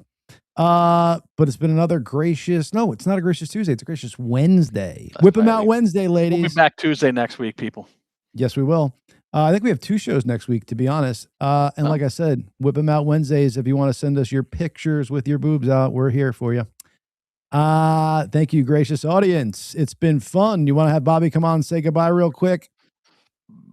Come on, Bobby. Have a good day, guys. Subscribe, like and subscribe. Yes. Great show. Thank you, dude. Thank you. Like, subscribe, share, follow. Please like, subscribe, share, follow. Put up our sponsors before we roll out. Come on now. Yeah, dude. There we go. The QR code. Sponsors up. Gotta throw the sponsors up. Eric Javits for your high-end fashion. EricJavits.com. I believe Melania Trump was wearing something from their collection last night at the State of the Union, baby. So she looked hot, by the way. God bless. Great. She's definitely the best looking first lady. Oh, I love when like CNN tries to put up like Michelle Obama compared to Melania's best looking first lady. I'm like, come on. No. I mean, Michelle Obama is not. I wouldn't call her ugly by any stance, but she's not as pretty as fucking Melania. Or she's not a model. Yeah. No. I'm pretty sure Melania was a model, and Michelle was, I don't know, a lawyer. I don't know. Yeah, definitely the hottest first lady by far. Maybe Michelle's a close second, but I'm trying to think if there was any. Yeah, right. Oh, Jackie O would be second. Oh, that's right. She would be the second. Yeah, you're right. And then Michelle. But those. And then that's Eleanor Roosevelt. Just kidding. Yeah. Oh, Barbara Bush, bro. That was the most hideous one, man. I don't know. Eleanor Roosevelt's pretty. Dude, but hold on. So as I'm back in the day thinking Barbara Bush, I'm like, how the fuck is President Bush fucking her, bro? That's disgusting. It comes out he wasn't. He was banging fucking dudes on Epstein's Island and eating them. So that's why that's why he could have that marriage, that puppet marriage. It was a fairy tale marriage. He wasn't into her. He was into banging kids and eating them. Anyway. I hope our sponsors love this talk, but Old Glory for your rock and roll memorabilia and Good Feels for your THC. I don't think they'd be sponsoring us if they didn't like this shit. Right. And Good Feels for your THC seltzers and drops, baby. Get those Good Feels. Scan that QR code, baby. Peace. Yeah. Well, let me take this down. I'm going to put up Trisha's GoFundMe one more time in the top right, folks. Please do. So if you want to scan that QR code, it'll bring you right to her page. But good. Glad she's out of the coma now and starting to come around. But yeah, a lot of stuff still need to be taken care of. So any amount helps there, folks. All right, Mr. Gracey, we're going black. Peace, everyone. Thank you.